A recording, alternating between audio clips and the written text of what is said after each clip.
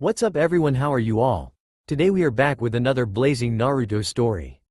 What if Naruto finds Kushina in a coma? If you enjoy then please like, share and do comments. And also check the description to original creator of this beautiful creation. A 6-year-old child is laying on a hospital bed with a bunch of wires attached to him. Any ordinary child would be dead with the amount of wounds that he has. But he is no ordinary child, he is the Jinchuriku of the Kyuubi no Yoko. Naruto Uzumaki. It was 6 years ago that the Kyuubi attacked and decimated Konoha. It was to the thanks to the Yondaime Hokage Minato Namikaze that Konoha is still standing today. Minato had fought the Kyuubi but couldn't defeat it, so he did the next best thing. Seal it into a newborn baby using a powerful Fuinjutsu, Shiki Fujin, Reaper Death Seal. He sealed the Kyuubi's soul into him while he gave Naruto the Kyuubi's chakra. The Yondaime Hokage died that day, but his last words was to make the villagers see Naruto as a hero for holding back the Kyuubi, but it was all for naught. The villagers didn't see Naruto as a hero, he was seen as a demon. The civilian council people tries to get Naruto executed, thus making a S-class secret about if somebody mentions anything about the Kyuubi without permission of the Hokage or Naruto will be executed. But somehow the word still got through. The Sandaime Hokage was an old and elderly man that should have retired 20 years ago. His name is Sarutobi Hiruzen, the Kami no Shinobi. Being thought by the Shoden and Nidaime Hokage both god-like beings tends to give you that title. But it was not why Shinobi calls him by that title. It was because what he did in the Second and Third Great Shinobi War. He trained the legendary Sennin, Jiraiya the Toad Sennin, Tsunade the Slug Sennin, and Orochimaru the Snake Sennin. Orochimaru was Hiruzen's favorite student. Orochimaru was Rookie of the Year of his graduating class. His parents were once Konoha shinobi but they died in the First Great Shinobi War. After that Orochimaru thrived to be strong. He first met Orochimaru at his parents' graveyard. They talked for a little while until he left. Unnerved by his potential as a shinobi that day, he made a vow to himself that he was going to train him when he graduates. His vow was complete when he had Orochimaru as one of his students. He trained him along with Tsunade and Jiraiya, but he trained Orochimaru the most out of the three. When Orochimaru got older, he noticed that Orochimaru was doing something very dark. He was experimenting on humans. At first he wanted to deny it, that one of his students was kidnapping Konoha civilians and even shinobi and experimented on them. It was all for naught. He himself had caught Orochimaru experimenting on a small child in one of his hidden labs. Hiruzen couldn't kill his student, so he let Orochimaru go and placed him as AS rank missing nen. Orochimaru while still in Konoha took his apprentice Anko Mitarashi and then went rouge. Anko returned 3 months later looking 3 years older than what she looked like before she left. Tsunade Senju was the top kunoichi of her graduating class. Her grandfather was Hashirama Senju the Shoden Hokage and her granduncle was Tobarama Senju the Ninden Hokage. Tsunade, being the heiress to the Senju clan, had to bring the diminishing clan back into fame. She along with her younger brother Nawaki decided to become shinobi to put Senju back on top. As the years passed, Tsunade became a skilled kunoichi and medic nin. During the Second Great Shinobi War, she lost her younger brother Nawaki and her lover Dan Kato, who both vowed to become the next Hokage and both had received the Shoden's necklace. After the Third Great Shinobi War, Tsunade left Konoha with Dan's niece, Shizune, as her apprentice and vowed to never come back to Konoha. Jiraiya was the dead last or dobi in his graduating class. Jiraiya was born an orphan. His father died in First Great Shinobi War while his mother died giving birth to him. At a very young age Jiraiya was very perverted, often teasing Tsunade that she has a flat chest when they were young.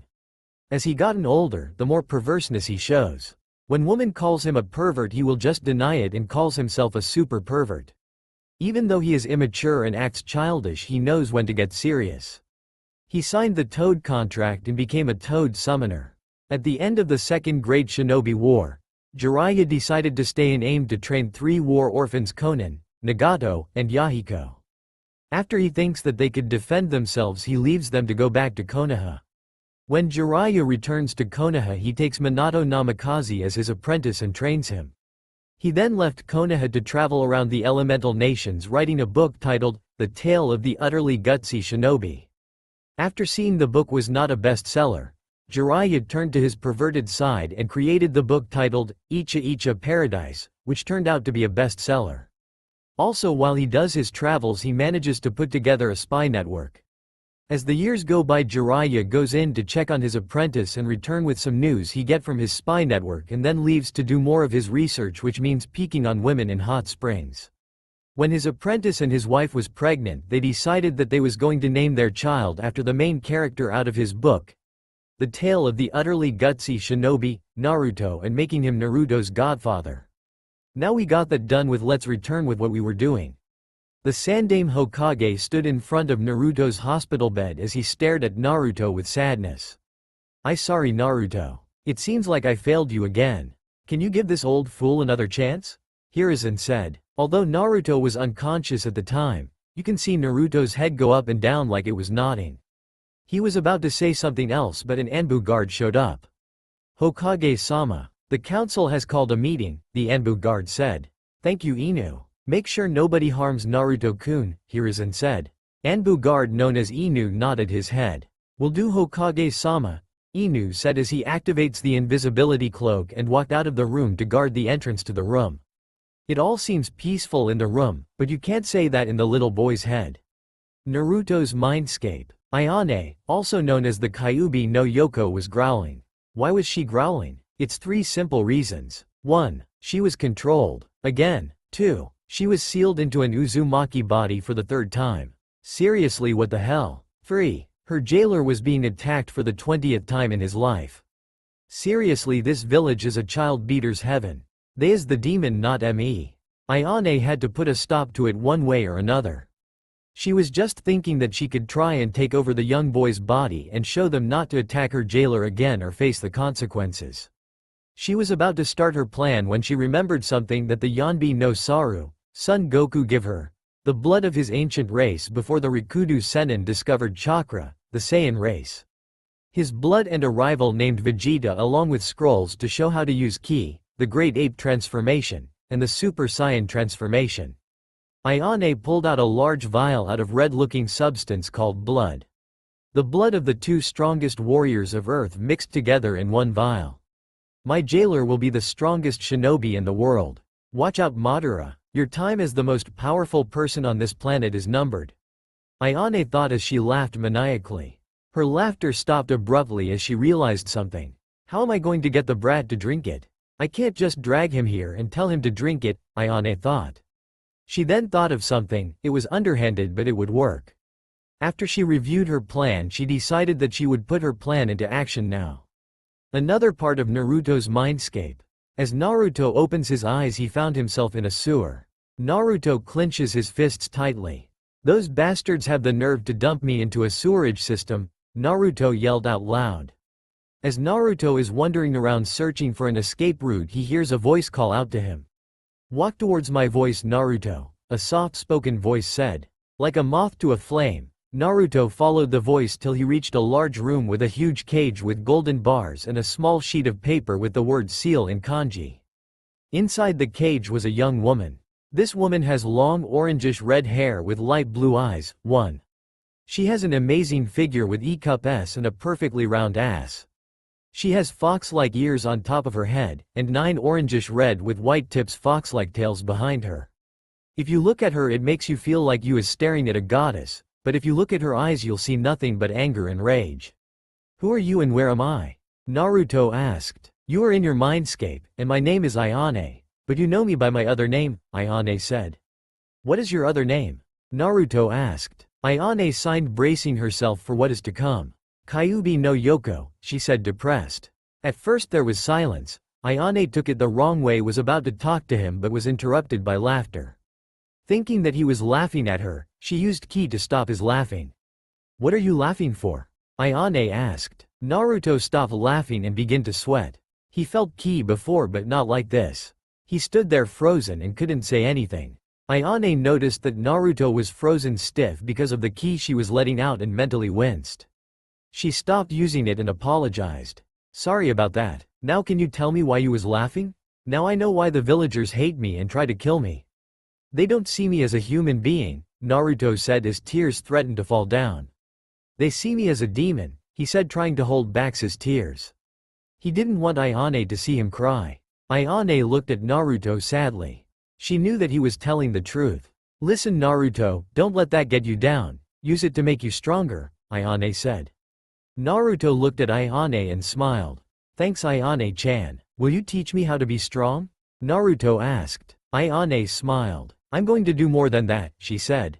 Naruto looked at her confused. What do you mean? He asked. I'm going to give you a long-lost bloodline that was lost before the Rikudo Sennin, Ayane said. Rikudo Sennin? Naruto asked. The god of shinobi. He was the founder of ninjutsu and chakra and the first Jinjuriku, Ayane said. Naruto nodded at her explanation, but then realized something. Hey Ayane-chan, you said that you were going to give me a bloodline that was lost before the Rikudo Sennin, but the Rikudo Sennin was the founder of ninjutsu and chakra. How is that possible? Naruto asked. It's because this bloodline uses a different energy called Kai, Ayane said. What's Kai? Naruto asked. Kai is the physical energy that is more dense than chakra. Kai is also the physical side of chakra called Yang chakra, Ayane said. How is Kai more dense than chakra? Naruto asked. It's because when Kai collides with spiritual energy to make chakra, the spiritual energy mixes with it to make it less dense, Ayane explained. Naruto nodded. For the first time since the Sandaime Hokage gave him an apartment for him to live in, he gave Ayane his true smile. As Naruto smiled, he ran up to Ayane and hugged her. Ayane blushed because of the unexpected hug and first contact with a male human, smiled and hugged him back. Hey Ayane-chan, why did you attack Konoha? Naruto asked. While Ayane explains why she attacked Konoha, let's go see how the council meeting is going. To the council meeting. In the room that is a floor below the Hokage's office is huge room where meetings take place that concerns the village, where clan heads, seniors, and merchants meet. Right now is in use for their weekly council meeting. The Sandaime Hokage walks into the room and everyone stood up, bowed and sat back down. Let's start this meeting now, Hiruzen said as sat down in his seat. Almost immediately problems start arriving about Naruto. We should get rid of that demon, screeched the councilwoman. The councilwoman name is Sakuya Haruno, the head of the civilian side of the council. She has pink hair tied in a bun, green eyes.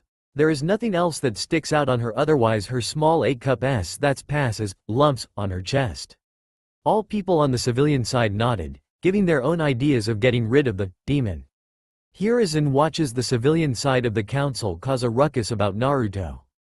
Before it could escalate any farther, he quickly shuts them up with a small dose of ki. Alright people, I've had about enough of this bullshit. I am not going to kill Naruto Uzumaki, Hiruzen yelled. Him alongside the shinobi side of the council nodded their heads to agree with the aged Hokage. All of the civilians that were in the room were appalled. They never had seen the Hokage this angry before. Sure, they seen him angry before during these weekly meetings, but not angry. It was like the nice and elderly Hokage was killed in front of them and it was replaced with an angry, kill you with a stare, cage that's bent on world domination. If you guess who this is, you will get a cyber cookie. Lord Hokage, one of the plump civilian councilmen said in fear. I am so ashamed of this village, said the old Hokage. Everybody stared at him wondering why, but the shinobi side already knows why the Hokage said what he said. Is this the village that Minato sacrificed his life for? Is this the village that Minato had so much faith in to protect it from harm?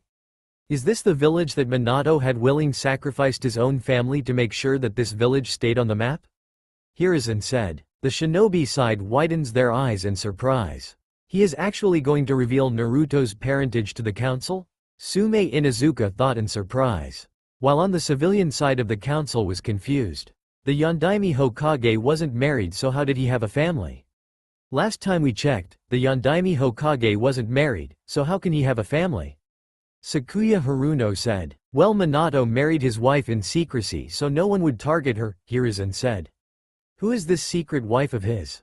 A councilman asked. Her name is Kushina Uzumaki, Hiruzen said, shocking them completely. The plump councilman rose to his feet with a face that shows recognition and fear. Isn't Kushina his The plump councilman didn't finish what he was about to say because he was interrupted by an ANBU Shunshined in the room. Hiruzen looked at the mask and found out it was Inu. Inu, isn't you supposed to protect Naruto? Hiruzen asked. Inu bowed. Hokage-sama, it's an emergency. Something happened to Naruto, Inu reported. Hiruzen rose up from his seat. This meeting is postponed till tomorrow, the old Hokage said as he disappeared with Inu. Back to the hospital with Naruto. Naruto's mindscape after the explanation. So you're saying that after my mother was finished giving birth to me, as my father was still fighting to hold you from escaping, someone came through the barrier, killed everyone in there and held me captive to get to my mother, who was the previous Jinchuriku of you. Managed to separate my father from her and ripped you out of her gut and controlled you using the Sharingan to destroy Konoha, and that's all you remember? Naruto said, summarizing the story that Ayane told him. Ayane nodded. I know that you don't believe me, but that's what happened. Up till that point I didn't remember what happened, Ayane said as she lowers her head in shame. Naruto walked towards her and lightly lifted her head to look into her blue eyes. I do believe you, Ayane, Naruto said, shocking Ayane. Ayane was surprised. Naruto actually believed her. She was happy and relieved for some reason. Tears slowly fall down from her eyes as she hugs Naruto, forcing his face into her massive chest. Naruto was surprised. He never been hugged before and found it quite intoxicating, but before he could actually enjoy the hug he was being suffocated. Naruto starts to flail his arms trying to break the hug to breathe, which only causing her to tighten the hug. Feeling a little lightheaded because of the lack of oxygen, Naruto stops flailing his arms and tries to alert her.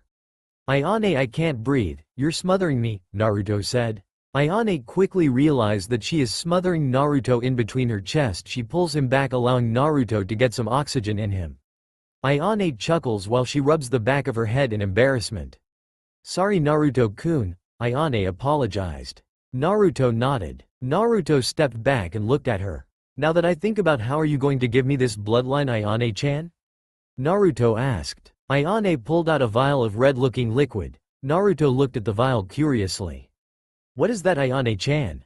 Naruto asked. It's the blood of the two most powerful fighters before the Rikudo Sennin ever existed. And you are going to drink it. But before you do drink it, you is going to have to rip the seal in half so I could properly mend their blood into your DNA, Ayane said. Naruto nodded his head. Naruto quickly walked towards the seal and ripped it in half. Then walked towards Ayane and smiled. Ayane handed Naruto the vial. Naruto looked at the vial before pulling the cork out and began to drink the liquid inside it. After Naruto drank the liquid, Ayane began immediately, and before Naruto knew what was coming, he was in pain. Naruto screamed in pain. He could feel his muscles in his entire body being shredded. Then his bones starts to thicken and become dense. Then his muscles started to form again, and just like with his bones, they also became much thicker and more dense than before. As he thought that the pain was over, he felt something form from his lower backside just above his butt. It was a tail, not just any tail. It was a tail of a monkey. It was the sign of someone being a Saiyan. As Ayane was bonding the DNA strands of Vegeta and Goku, Ayane found something interesting and yet astounding. It seems like the Uzumaki clan had some Saiyan blood in them. So that's where they get their longevity and strange abilities from, Ayane thought to herself. She continued with the DNA mending and decided to make Naruto into a full Saiyan instead of a half Saiyan, so she had to work double time. About 5 minutes later she was finished. She took a deep breath and looked at her finished project. Ayane looked at Naruto and noticed a coup of changes. Naruto's hair that was once blonde is now blood red. Naruto's blue eyes also changed to black. His hair has gotten longer and spikier. He had gotten a lot taller as well. Instead of looking malnourished, he looked a bit muscular, especially in the chest department. As she looked down, a blush appeared on her cheeks. Just look at those leg muscles, they look like they were made by the gods. Oh my, it looks like he could break someone with that, Ayane thought as licked her lips unconsciously. Outside of Naruto's mindscape, with Inu. Inu was in his invisibility cloak outside of the room of Naruto reading Icha Icha Paradise when he felt a spike in chakra and a scream of pain. Inu took of his invisibility cloak, ran inside to see who was attacking his charge. When Inu barged into the room, what he saw was shocking. What Inu saw was Naruto's body was shaking erratically. The boy muscles were being buffed up like someone was pumping air into them. His hair went from blonde to blood red. He also had grown taller. He went from 4 feet 3 inches to 4 feet 8 inches. Inu also saw that Naruto had grown a tail. Inu had to blink multiple times to see it was his imagination, which was not. Hokage-sama is not going to believe this, Inu thought. Inu shined to the council meeting, and interrupted the plump councilman from completing his sentence, and getting the Hokage's attention. Inu, isn't you supposed to protect Naruto? Hiruzen asked. Inu bowed. Hokage-sama, it's an emergency. Something happened to Naruto, Inu reported. Hiruzen rose up from his seat. This meeting is postponed till tomorrow, the old Hokage said as he disappeared with Inu. Konoha General Hospital. When Inu and Hiruzen shined to the hospital, specifically Naruto's room, the elderly Hokage was surprised by Naruto's new look. The Hokage looked over at Inu and asked, "How did this happen, Inu?" Hiruzen asked. Inu shrugged his shoulders. "I don't know. There was a spike in chakra in a scream of pain. When I got in there was no one was in here, so I deduced what happened to Naruto was on the inside, preferably the Kyuubi," Inu said. Hiruzen widened his eyes in shock. The Kyuubi did this? He thought. He then narrowed his eyes in suspicion. What is your game, Kyuubi? Why would you help out Naruto? Hiruzen thought. Hiruzen then did some hand signs, then bit his thumb. Summoning jutsu, Hiruzen yelled out. A cloud of smoke appeared, obscuring the view for a couple of seconds before it disappeared, revealing a monkey. Why did you call me Sarutobi? The monkey asked. I want you to locate Jiraiya and tell him to come to Konoha immediately. It's an emergency. It's about Naruto, Hiruzen said. The monkey nodded and disappeared in a poof of smoke. Somewhere in the Land of Fire. Some village in the Land of Fire a couple of days from Konoha was where Jiraiya was located. Now you think that since Jiraiya, the self-proclaimed super pervert, was here to peek on the women in the local hot springs that they have here, well, you is wrong. Jiraiya had gotten some information from his spy network that one of Orochimaru's hidden labs was located here. Over at the entrance of the village, you could see that a white-haired man staring inside the village. The man wore olive green pants with a white shirt with a red sleeveless vest over top of the white shirt, and under the white shirt is a fishnet shirt that acts like an undershirt. As I said before, this man has white hair with gray eyes. He has a headband with the kanji for oil on his forehead. This man was the Toad Sennin, Jiraiya. As Jiraiya walked into the village, all he could do was frown. This place looks like it's been abandoned, Jiraiya thought. There was no one that was in this village. The houses are boarded up. Some of the houses were destroyed. The road was dusty. If it were a cartoon, you would have seen tumbleweed rolled by. Jiraiya turned to his left and saw tumbleweed blow by. Jiraiya's sweat dropped at the tumbleweed. Jiraiya took a step forward and paused, and smelled the air and narrowed his eyes. The scent that he smelled was familiar. It was the scent of blood. Before Jiraiya could take a step further, there was a sound of a poof. Jiraiya looked down and found a monkey standing beside him. A monkey? What does Hiruzen-sensei want me? Jiraiya asked himself. Are you Jiraiya? The monkey asked. Jiraiya nodded. Yeah, that's me. What does Hiruzen-sensei want from me? Jiraiya asked the monkey. He wants you to come back to Konoha. It's an emergency. The monkey said. Tell him that I can't. I'm trying to locate Orochimaru's hidden lab that's located in this village, Jiraiya said. Then the monkey said something that made Jiraiya change his mind immediately. It's about Naruto, the monkey said. Jiraiya widened his eyes in surprise. Something happened to Naruto when he left Naruto in Hiruzen's care. Something extremely bad happened to Naruto for Hiruzen to message him about Naruto. Do you know what happened to him? Jiraiya asked the monkey. The monkey shook his head in negative. No, I don't. Sorry, the monkey said as he disappeared in a poof of smoke, done what his summoner had asked him to do. Jiraiya did some hand signs and bit his finger, then slammed his hand on the ground. Summoning jutsu. Jiraiya yelled as he slammed his palm on the ground. A large toad was summoned. It was red. It had a scar on the left side of his eye, wearing a blue shirt with a katana strapped on his right side of his body. Oh, did I mention that it had a pipe sticking out of his mouth? What do you want from me, Jiraiya? I was in the middle of drinking my sake, the large toad said in anger. Listen, Gamabunta, I need to go to Konoha as soon as possible, said Jiraiya. The newly named Gamabunta took a puff of the burnt tobacco from his pipe and releases smoke from his mouth. He really didn't hate Jiraiya, but when he summoned his clan he usually make him aid in his research. Otherwise than that, Jiraiya is a good friend with the toads. Alright, I'll take you to Konoha this one time. But if you summon one of my kin for yours perverted desires, I'll beat you to a bloody pulp. Got it? Gamabunta threatened. Jiraiya nodded. Well, he expected that warning sooner than later. Okay, I'll never summon them for that ever again, Jiraiya said. And with that Gamabunta started to hop to Konoha, which would take up to 90 minutes tops to reach Konoha. Inside Naruto's mindscape, Naruto opened his to find that he was still inside his mindscape. Naruto had momentarily passed out due to the pain. He winces in pain that's still lingering in his body from the whole DNA mending process. Feeling a hand rubbing the top of his head, he looks up to find Ayane rubbing his hair. Naruto blushes when he realizes that she is naked. Ayane-chan, why don't you have any clothes on? Naruto asked. Ayane chuckled. What do you mean, Naruto-kun? I'm always naked, Ayane said. Naruto blushes in embarrassment. He didn't notice until now that Ayane wasn't wearing any clothes. Ayane-chan, can you please put some clothes on? Naruto asked. Ayane pouted. Why, Naruto-kun? You don't like what you see? Ayane teased. Naruto blush returns. He nods his head in approval. You have a nice body and all, but it's just that I don't want to see you naked all the time, Naruto said. Ayane nodded her head and used her yuki to change into a orangish-red form-fitting kimono that shows off all of her curves with a blue sash to keep it tied together. I would like to talk longer, but you is starting to wake up. So we'll talk later. Bye, Naruto-kun, Ayane said. Outside of Naruto's mindscape, Naruto woke up with a smile on his face. It wasn't a fake smile like he has on most of the time. It was a real smile. He just found out why he was hated by the villagers. But that's not why he was smiling.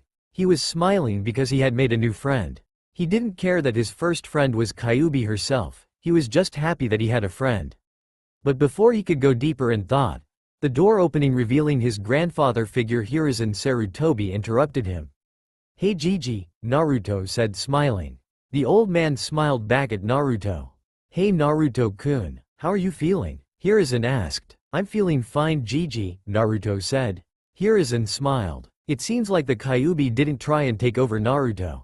Now the question is, why would the Kyuubi help out its container like this, and what does it get in return? This is the main reason why he called for Jiraiya to check the seal, to see if it was damaged.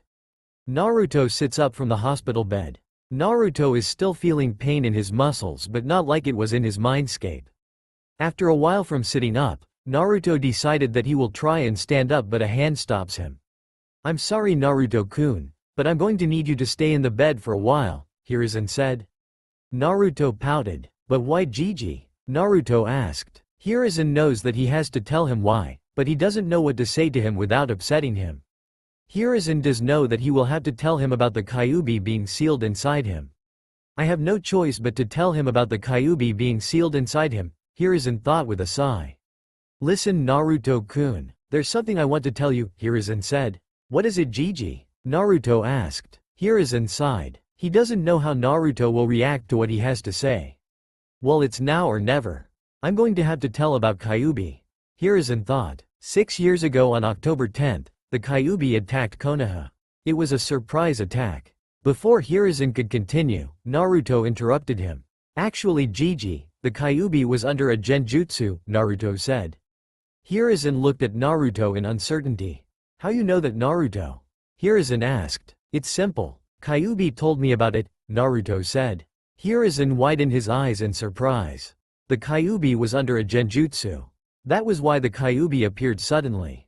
But the question is, who is strong enough to put the Kyuubi in a genjutsu? Hiruzen thought. As Hiruzen was deep in thought, he found out that there's more than meets the eye with the Kyuubi, and then he came to a shocking revelation. Naruto knows about the Kyuubi. Hiruzen knows that Naruto don't particularly like the civilians of Konoha because of how they treat him because of the Kyuubi being sealed inside him. He just doesn't know that he should be angry at himself or at the villagers' ignorance. But before he could go deeper in thought, an Anbu member interrupted him. Hokage-sama, Jiraiya has been spotted near the northwest gate entrance, the Anbu member said. Thank you Shark. When he arrives escort him here please, the elderly Hokage said. It shall be done, Hokage-sama, Shark said as he shunshined to meet Jiraiya when he comes inside the village. Naruto was curious, like he should know this Jiraiya. When he was in Gigi's office looking around his desk, of course when the old man wasn't in his office, he would always find an orange book stashed in a secret compartment. When he first saw the book he tried to read it, but since nobody in the orphanage taught him how to read, he just looked at the illustrations in the book until he taught himself how to read.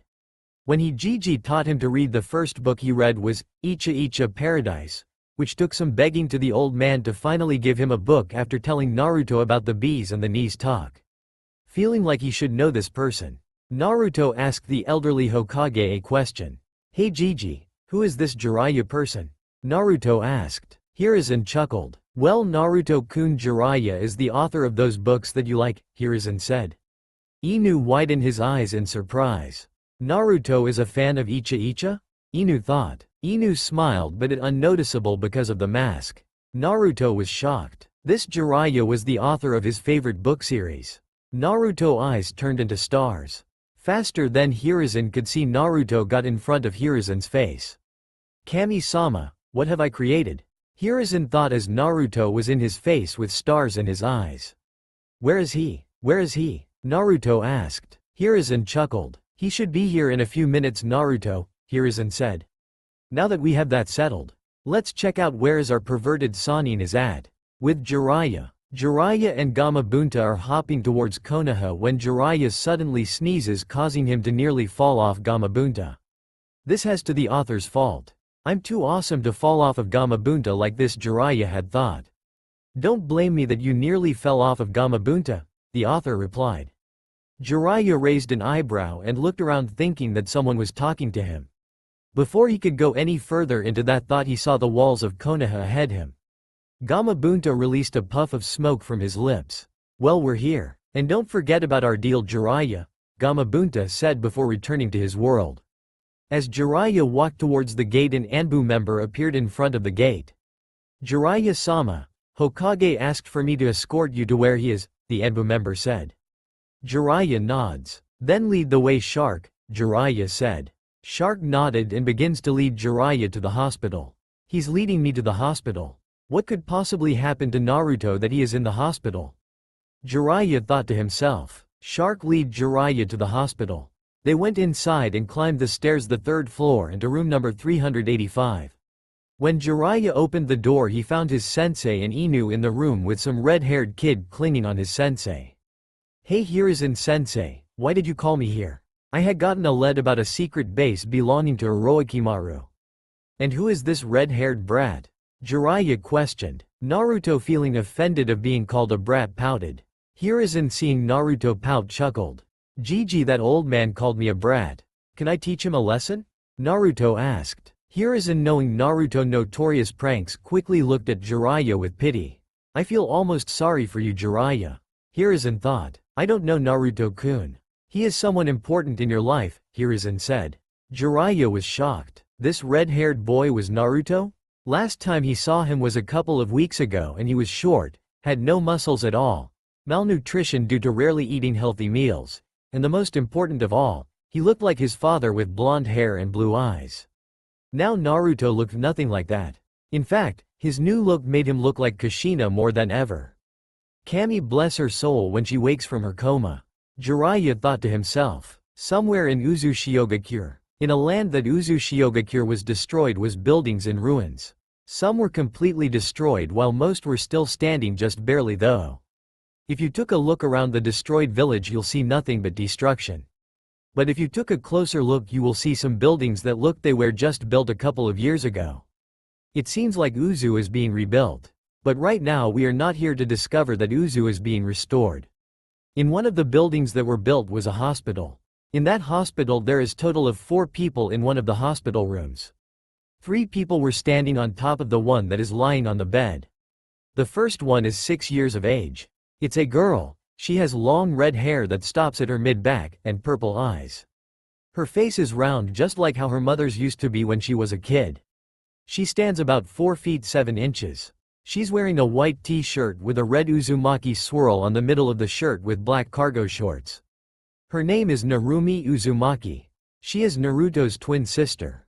The second one has long blonde hair that is wrapped into 2 pigtails and light brown eyes. She is 5 feet 3 inches. Her face is muscular but also feminine that gives her a Y look that make males drool and females foam with envy. And if that doesn't work, then her huge E-cup S and her young look will guarantee to finish them off. But despite her young looks, she's at the old age of 44. She is wearing a white sleeveless shirt that showed a lot of cleavage with olive green pants and black high-heeled ninja sandals. Her name is Tsunade Senju, the great-granddaughter of Hashirama Senju, the Shodem Hokage, and the grandniece of Tobarama Senju, the Nidame Hokage. The last person was also female. She has short black hair that stops to her lower neck and has black eyes. She is 5 feet 6 inches. Her face is feminine, which gives her a beautiful look top that with her mid-C cup S. With a young age of 21 she could date any male she is interested in. Too bad she's not interested in anyone yet. She is wearing a black kimono with a fishnet shirt and a gray sash to keep the kimono in place. She also has on black high-heeled ninja sandals on. Her name is Shizune Kato, the apprentice of Tsunade Senju, and the niece of Dan Kato, Tsunade's ex-lover. They all were standing around a person. This person is a female. She has long red hair that stops around her lower back and has purple eyes. But you can't see them because they're closed. Her face is round but not like it was when she was a kid. In fact, her round face add to the things that made her beautiful and downright Y. Add to the fact that her DD cup S, she looks like a goddess. She is currently wearing a hospital gown. Her height is 5 feet 9 inches. If you don't know her name by now, then you should be ashamed of yourselves. Her name is Kushina Uzumaki, wife of Minato Namikaze, and mother of Narumi and Naruto Uzumaki. As the 2 ladies and 1 girl stand near Kushina Uzumaki, Narumi decided that she was going to be the one to break the silence. "Hey Ba-chan, when is Ka-chan is going to wake up?" Narumi asked. Tsunade eyed twitches and a vein appeared on top of her left eyebrow. She doesn't like it when Narumi calls her Ba-chan, and Narumi knows this. She wished that she could finger flick Narumi, but she can't in risk of causing harm to her. She could see that smile full of innocence yet evil. She couldn't wait till Kushina woke up so she could hand over Narumi to her. "Kushina should wake up any minute," Tsunade said. "But Ba-chan, you said that she would wake up today." Narumi whined. If it was possible, Tsunade eyed twitch even harder. "Yeah, I did say that. But you need to be patient, Narumi," Tsunade said, trying not to finger flick Narumi for Ba-chan comment. Before they could continue with their bickering, a moan interrupted the group of people. The 2 ladies and 1 girl looked at Kushina as she opened her eyes and sit up. "Where am I?" Kushina said. On April 1st, Kushina Uzumaki, mother of Naruto and Narumi Uzumaki, woke up from her 6-year coma. In Uzushiyogakure, "Where am I?" asked Kushina as she wakes up from her 6-year coma. Kushina opens her eyes fully only to close them cause of the lighting in the room. She tries to sit up but she felt something crash into her. "Ka-san," yelled Narumi as tears of happiness slide down her cheeks. Kushina looked down at Narumi shocked. Last time she saw her when she was a newborn baby after her son was born and before. "Where's Naruto-kun?" Kushina asked, desperately searching for her son.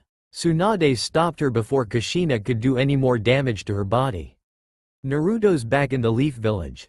Hiruzen-sensei is taking care of him," Tsunade said. Kushina smiled, her son is safe. Then Kushina's smile dropped. "By the way," Tsunade said that sentence, "it seems that she's not in the village right now." "Hey Tsunade, where are we located?" Kushina asked. Tsunade sighed. She knew what she has to do, and knowing Kushina, she would just barge in and kill Danzo for what he was about to do to her and Narumi. Tsunade took a deep breath, thinking about how she is going to say this without angering her. "You are located in Uzushio," Tsunade said. Kushina widened her eyes in surprise. She's in her homeland that was destroyed at the beginning of the Second Great Ninja War. "Uzushio is rebuilt?" Kushina asked, hoping that her homeland is rebuilt. Tsunade shook her head. "No, Uzushio is far from being rebuilt. Hiruzen-sensei was slowly trying to rebuild it after the Third Great Ninja War but had to put it to a halt because of the Kyuubi attack," she said. Kushina smiled. That old goat was planning to rebuild Uzu without her knowing. She is going to have to thank him when she goes back to the Leaf Village to live with her son. But why am I in Uzu instead of being in Konoha? Kushina asked. Tsunade started to explain why she and Narumi are in Uzu instead of Konoha. What I'm about to say to you will make you angry and you must promise me that you will not yell until I've finished with the story, alright? Tsunade said. Kushina, noticing that she is serious, nodded. Alright, after the Kyuubi was sealed into Naruto, you was put into a coma. With Narumi and Naruto or without a mother there were some problems. The civilian council wanted to execute them thinking that Naruto and Narumi are demons. While Danzo wanted them to be trained as weapons. Danzo's idea was shot down immediately. After the meeting Danzo was upset. Naruto couldn't be touched because of the shinobi council protecting him, and Narumi was useless without Naruto. After a few months Danzo tried to sell you and Narumi to Kumo for a couple of A-rank and S-rank jutsus. He almost had gotten away with it, if it wasn't for Jiraiya's spy network catching wind of it. So he took you and Narumi away from Konoha and Danzo's eye and carried you and Narumi here. Then he messaged me about what happened and asked me to take care of you and Narumi. Tsunade said, finishing the story.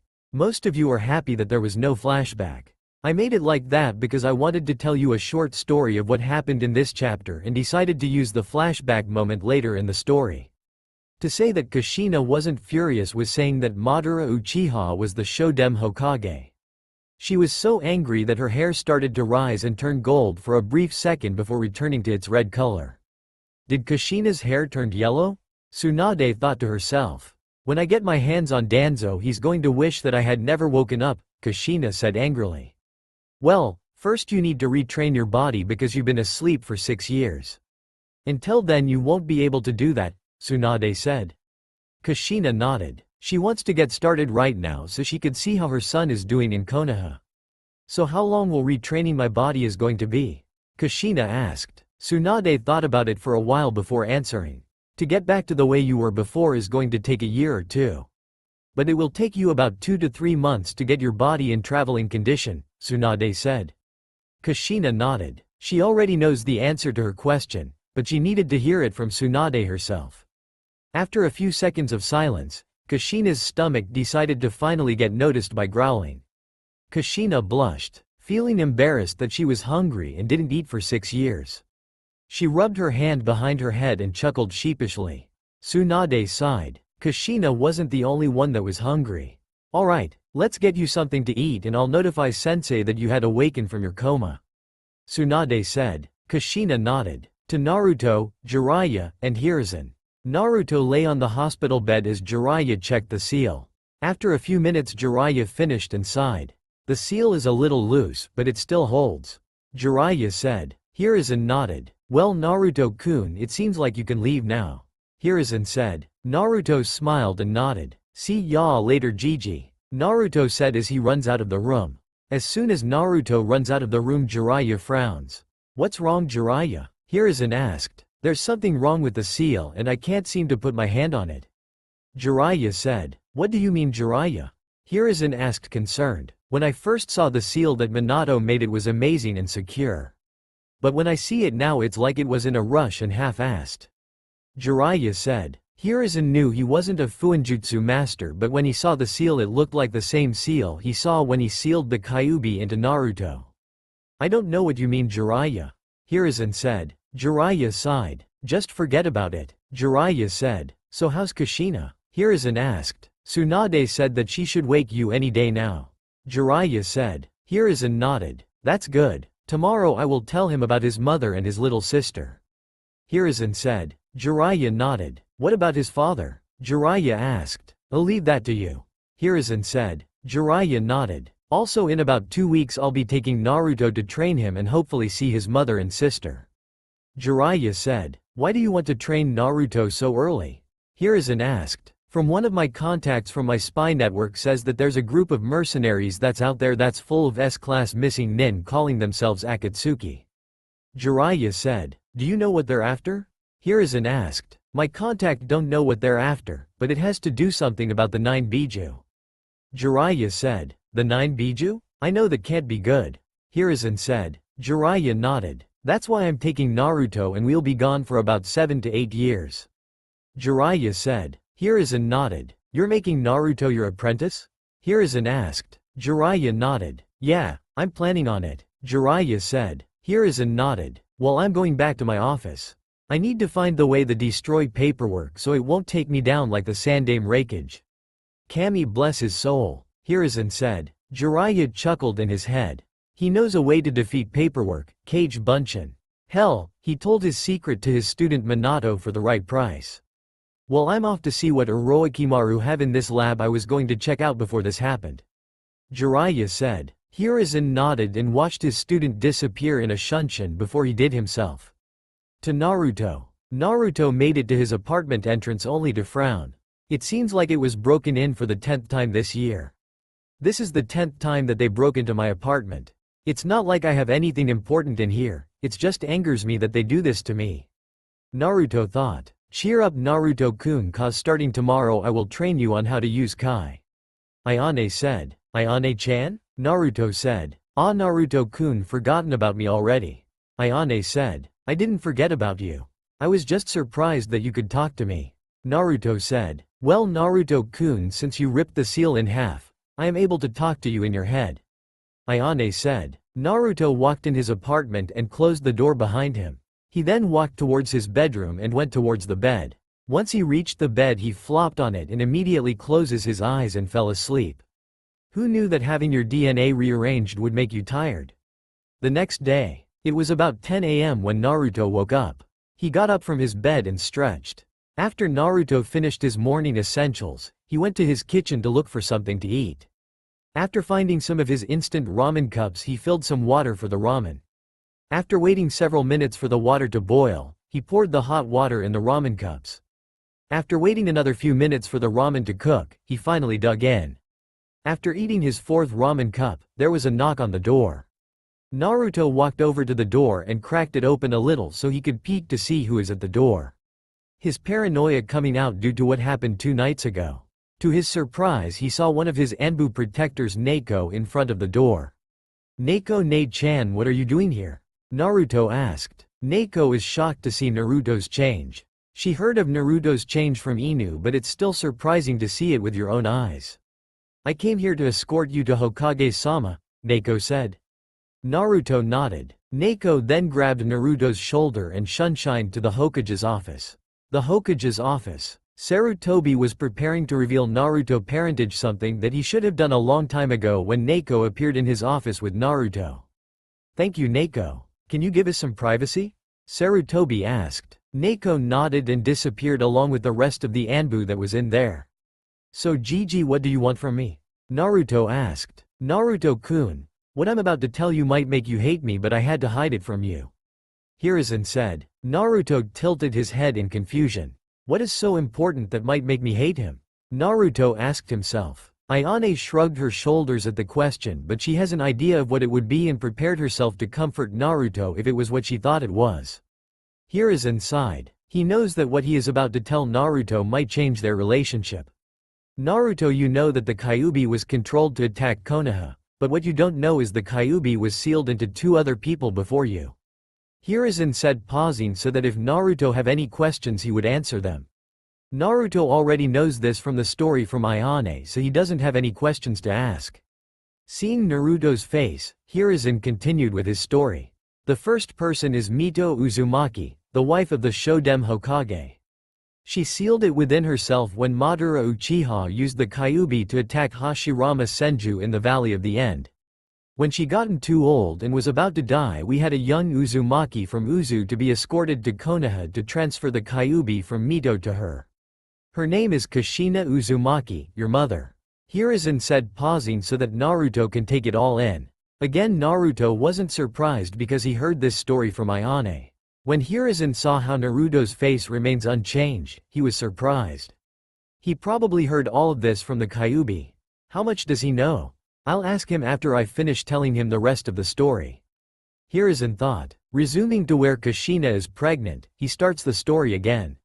When your mother heard that she was pregnant, she was so happy, especially when she heard that she was giving birth to twins. Hiruzen said, stopping to know that if Naruto known about that. Naruto's eyes widened in shock. Ayane didn't tell him about this. Ayane, why didn't you tell me that I had a possible sibling? Naruto thought. Because I don't know what happened to her after I was ripped out of Kushina's body. I don't know if I killed her or that it could have been a miscarriage because when I was ripped out, she was still inside. And I didn't want to make you more sadder than before. Ayane explained. Naruto was depressed when he heard that his little sister died with his mother and father that day. But that quickly turned into anger. That bastard. He will pay for what he had done to my parents and my little sister that didn't even breathe a breath of life. I will make sure that he died the most cruelest way ever. Naruto thought angrily. In Naruto's anger, he didn't know that his physical energy or otherwise Kai had been unlocked and it was coming out in spades.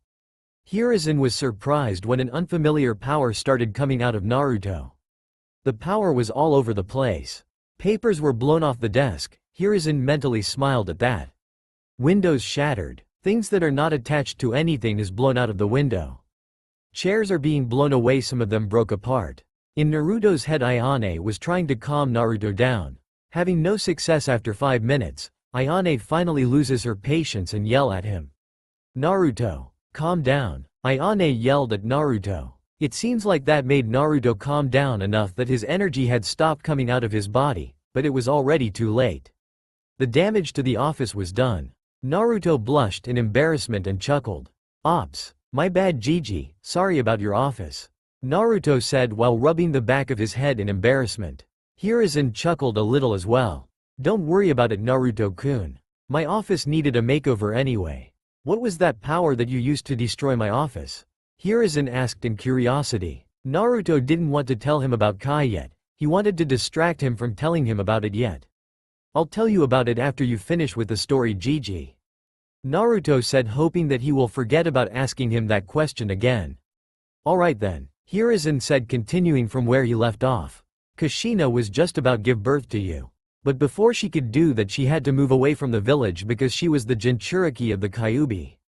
The Yondaime Hokage Minato Namikaze, aka your father, went with her to keep Kyuubi from breaking out of the seal while giving birth.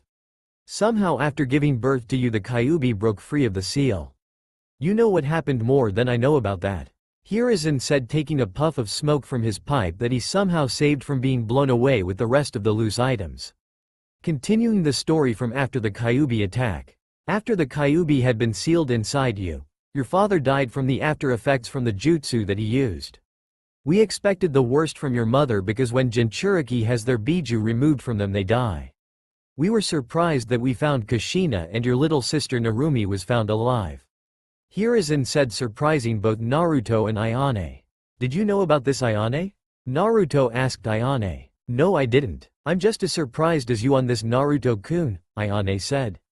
Not knowing that Naruto is having a conversation with Ayane, Hiruzen thought that Naruto was depressed that Kushina took his little sister and abandoned him, quickly tried to cheer him up. Kushina and your little sister didn't abandon you. Kushina is in a coma since the Kyuubi attack and Narumi is being raised by one of my students who is also taking care of Kushina until she wakes from her coma. Hiruzen said. Naruto was happy. His mother and his little sister was alive and didn't leave him. Although he was sad that his mother was in a coma for 6 years and he didn't see his little sister around the village.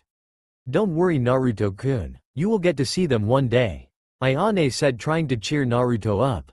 Naruto smiled. Thanks, Ayane-chan. Naruto said to Ayane. Hiruzen, seeing Naruto's sad face, decided to tell him what Jiraiya told him. I have good news for you, Naruto.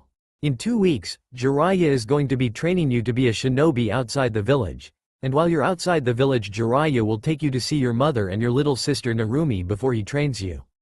Hiruzen said. As soon as Naruto heard that the author of his favorite book series is training him and also taking him to see his long-lost family, he smiled. The smile was so big that it rivals Guy's when he does his nice guy pose. It was only missing the sparkle to complete it. Hiruzen was a little unnerved about that. But he decided to ignore it for now and ask something that was on his mind since it happened. Now that's the story is over. What was that energy that was coming out of you? Hiruzen asked. Damn, I was hoping he would have forgotten about that. Naruto thought. With Hiruzen and Naruto. Now what was that power, Naruto-kun? Hiruzen asked. Damn, I was hoping he would forget about that. Naruto thought. While Naruto was having a mental discussion about telling him or not, Hiruzen's patience was wearing thin. He was about to ask him the question again when Naruto answered. It was a power before the Rikudo Sennin discovered chakra. Like chakra, everyone could use this energy. This energy is called Kai. As we all know, chakra has two sources, spiritual energy and physical energy. Kai is the physical side of chakra. Naruto said, explaining this to Hiruzen. Hiruzen is shocked. He didn't know that there was a power source that humans could use before chakra. Naruto waited for the old man to get over his shock to continue his story. Kai and chakra gives you different abilities and are the life source for living beings.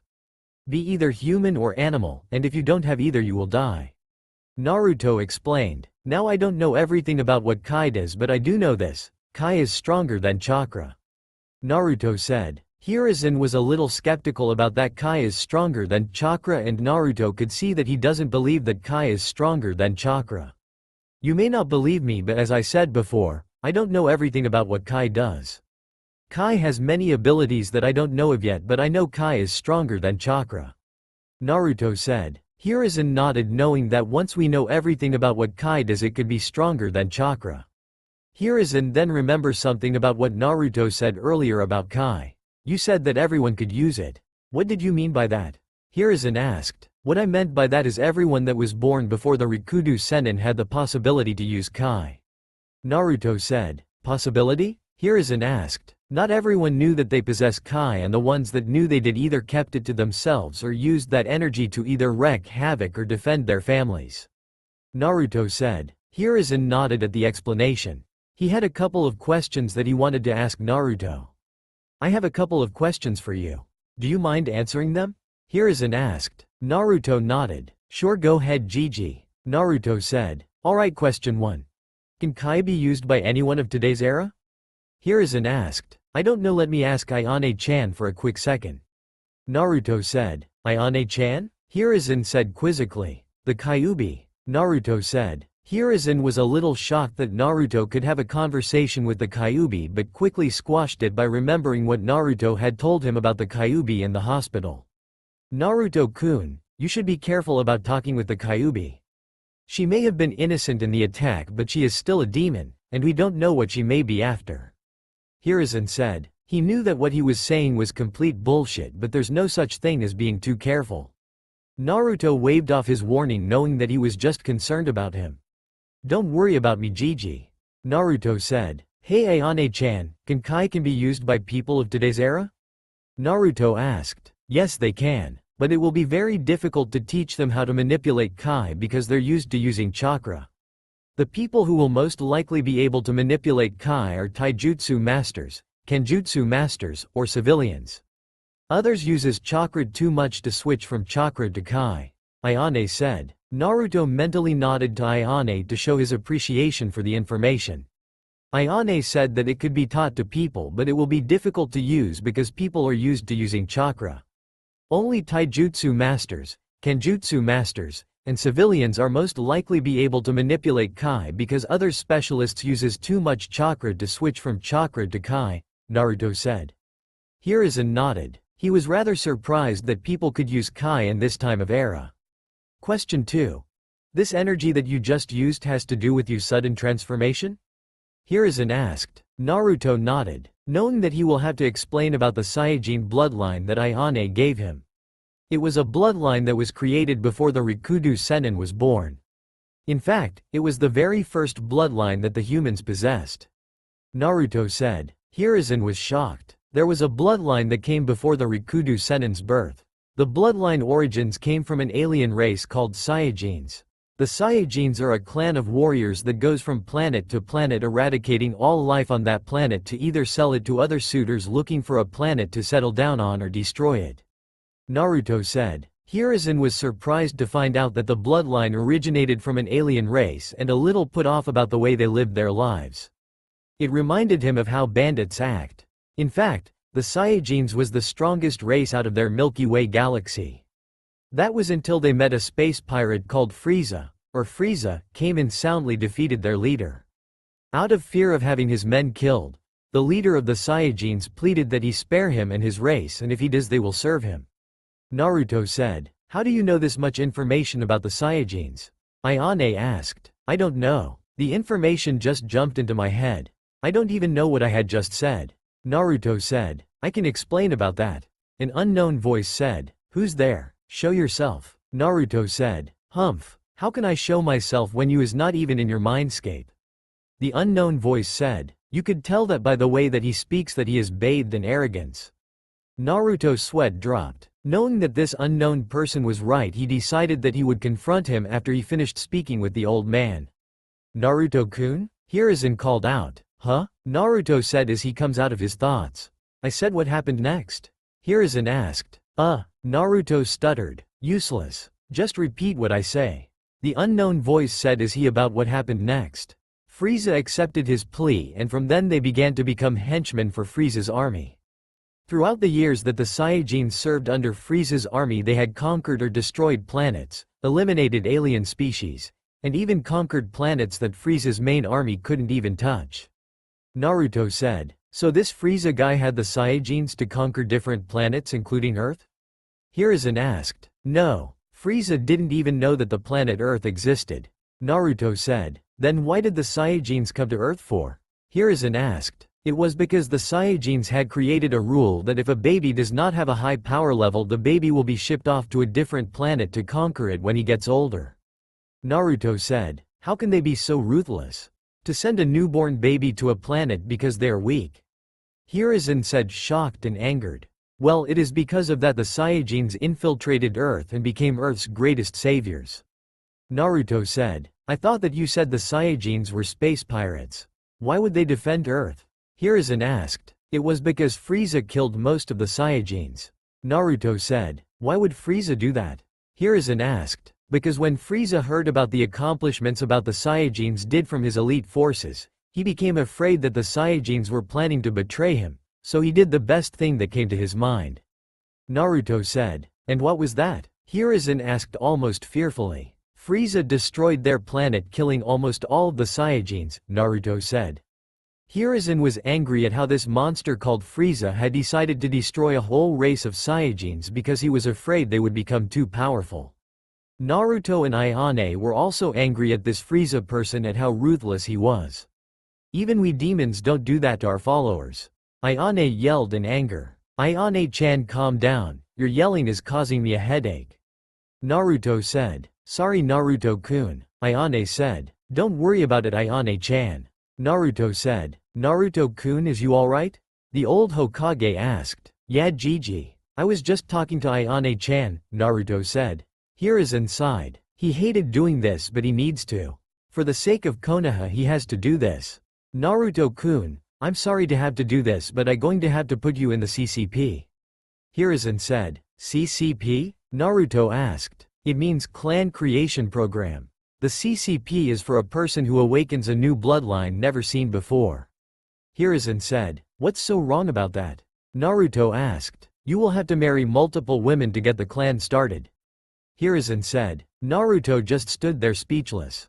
At a young age he knows that men have problems keeping one woman in their life, but he has to have multiple wives to get his clan started. There was only one action that his brain had told the body to do.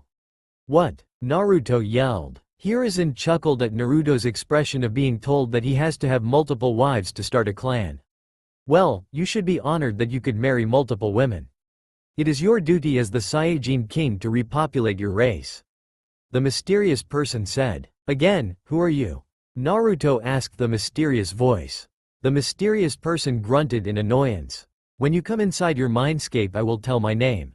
The mysterious person said. Naruto sighed inwardly, already preparing for another headache. How many women do I have to marry? Naruto asked. Hiruzen sighed. He knows that Naruto will probably blow his eardrums because of how many he has to marry. You got to have at least 10 wives. Hiruzen said. There was an uncomfortable silence that washed over the Hokage's office. I was so silent that you could hear a needle fall on the floor and create an echo throughout the office. Then all of a sudden, there was a thud sound like something had hit the floor. That something had hit the floor was Naruto passing because of the sheer number of women that he has to marry. Hiruzen's sweat dropped when Naruto collapsed and looked over to his paperwork, and when he did, his eyes widened in shock.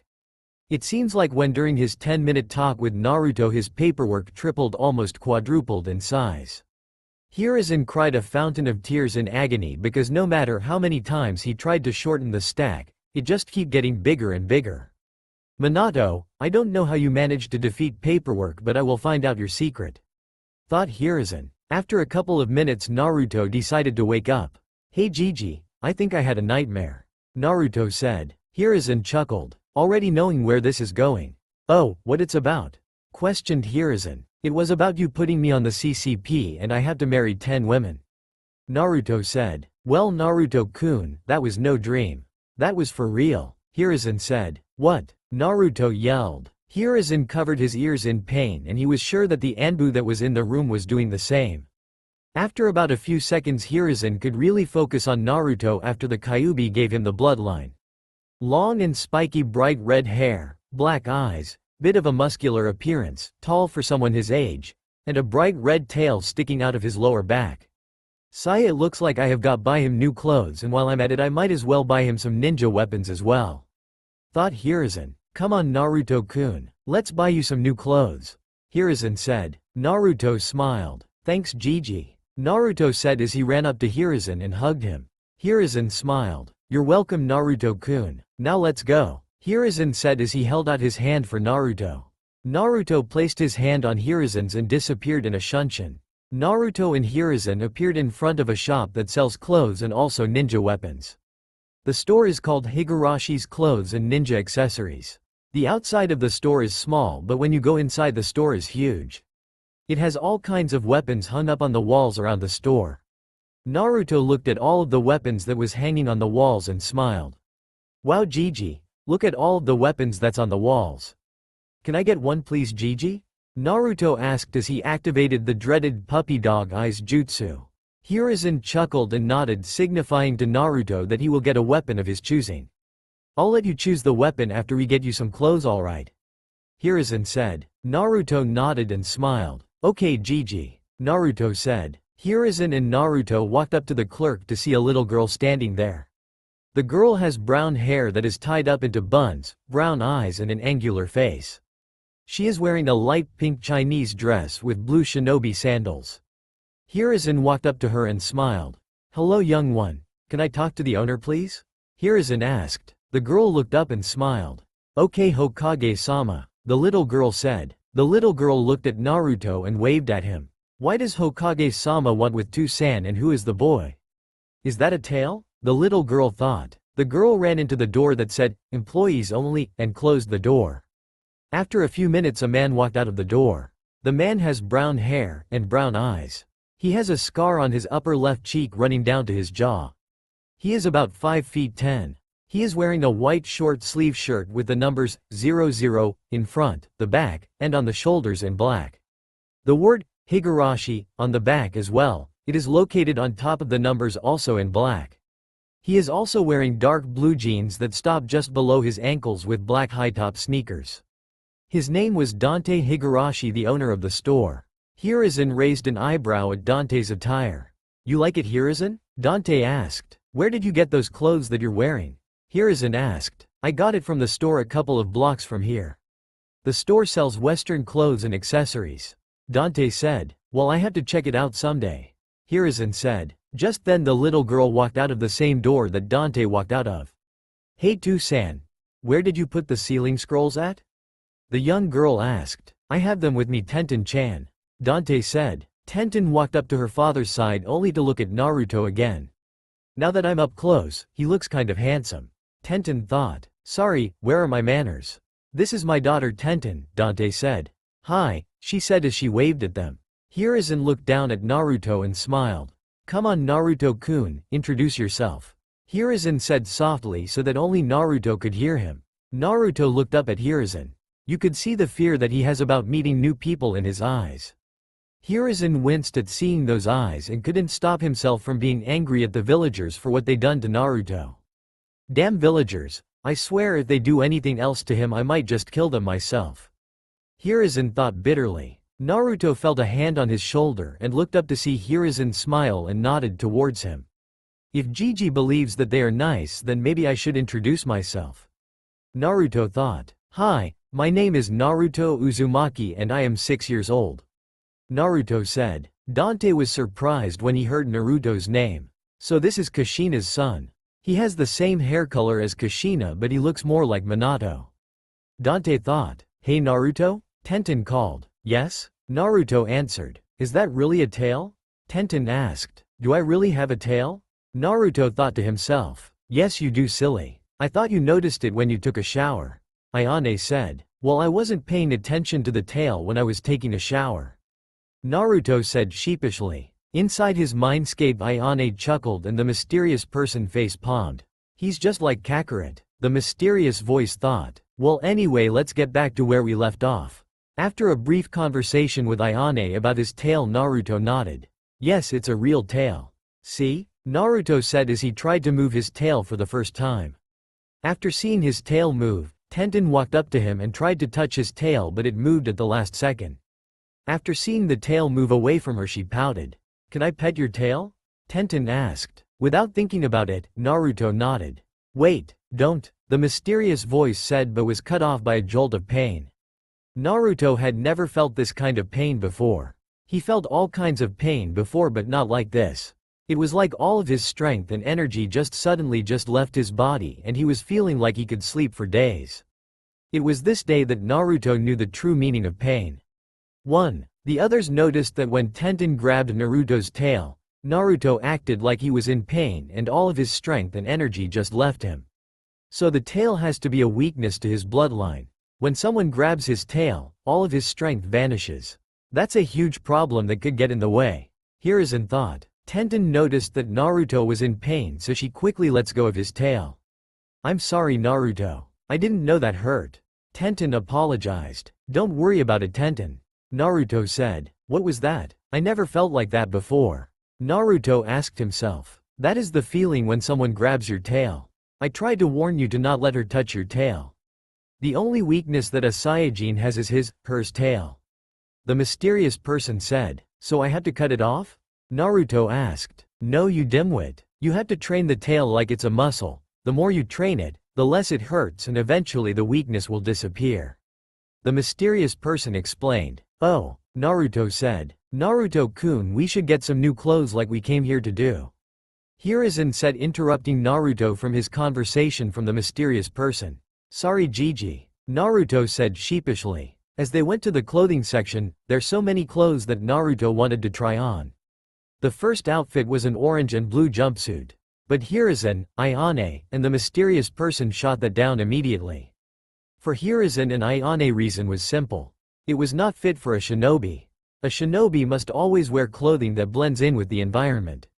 Hiruzen said, those were never meant for shinobi, and I will not let my container wear that hideous outfit. Ayane said, for the mysterious person, reason well. You are a Saiyajin king. You will not wear anything with the color orange in it. Ever. The mysterious person yelled, causing Naruto to have a headache. After dashing all hope for his favorite color unless he want to face the wrath of the mysterious person in his head.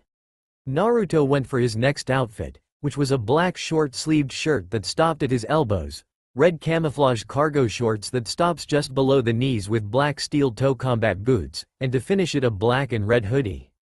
The next outfit was a blue short-sleeved shirt that stops at mid-upper part of the arms, black cargo pants that stops just above the ankle with blue open-toe ninja sandals, and a black cloak. His last outfit was a black short-sleeved shirt with red inner sleeves stitched on that stops at his wrists, black pants that is made out of tough material, and red steel-toe boots. He finished it off with a red trench coat and red lenses sunglasses. After getting his outfits, they went to the weapons section to give him a weapon.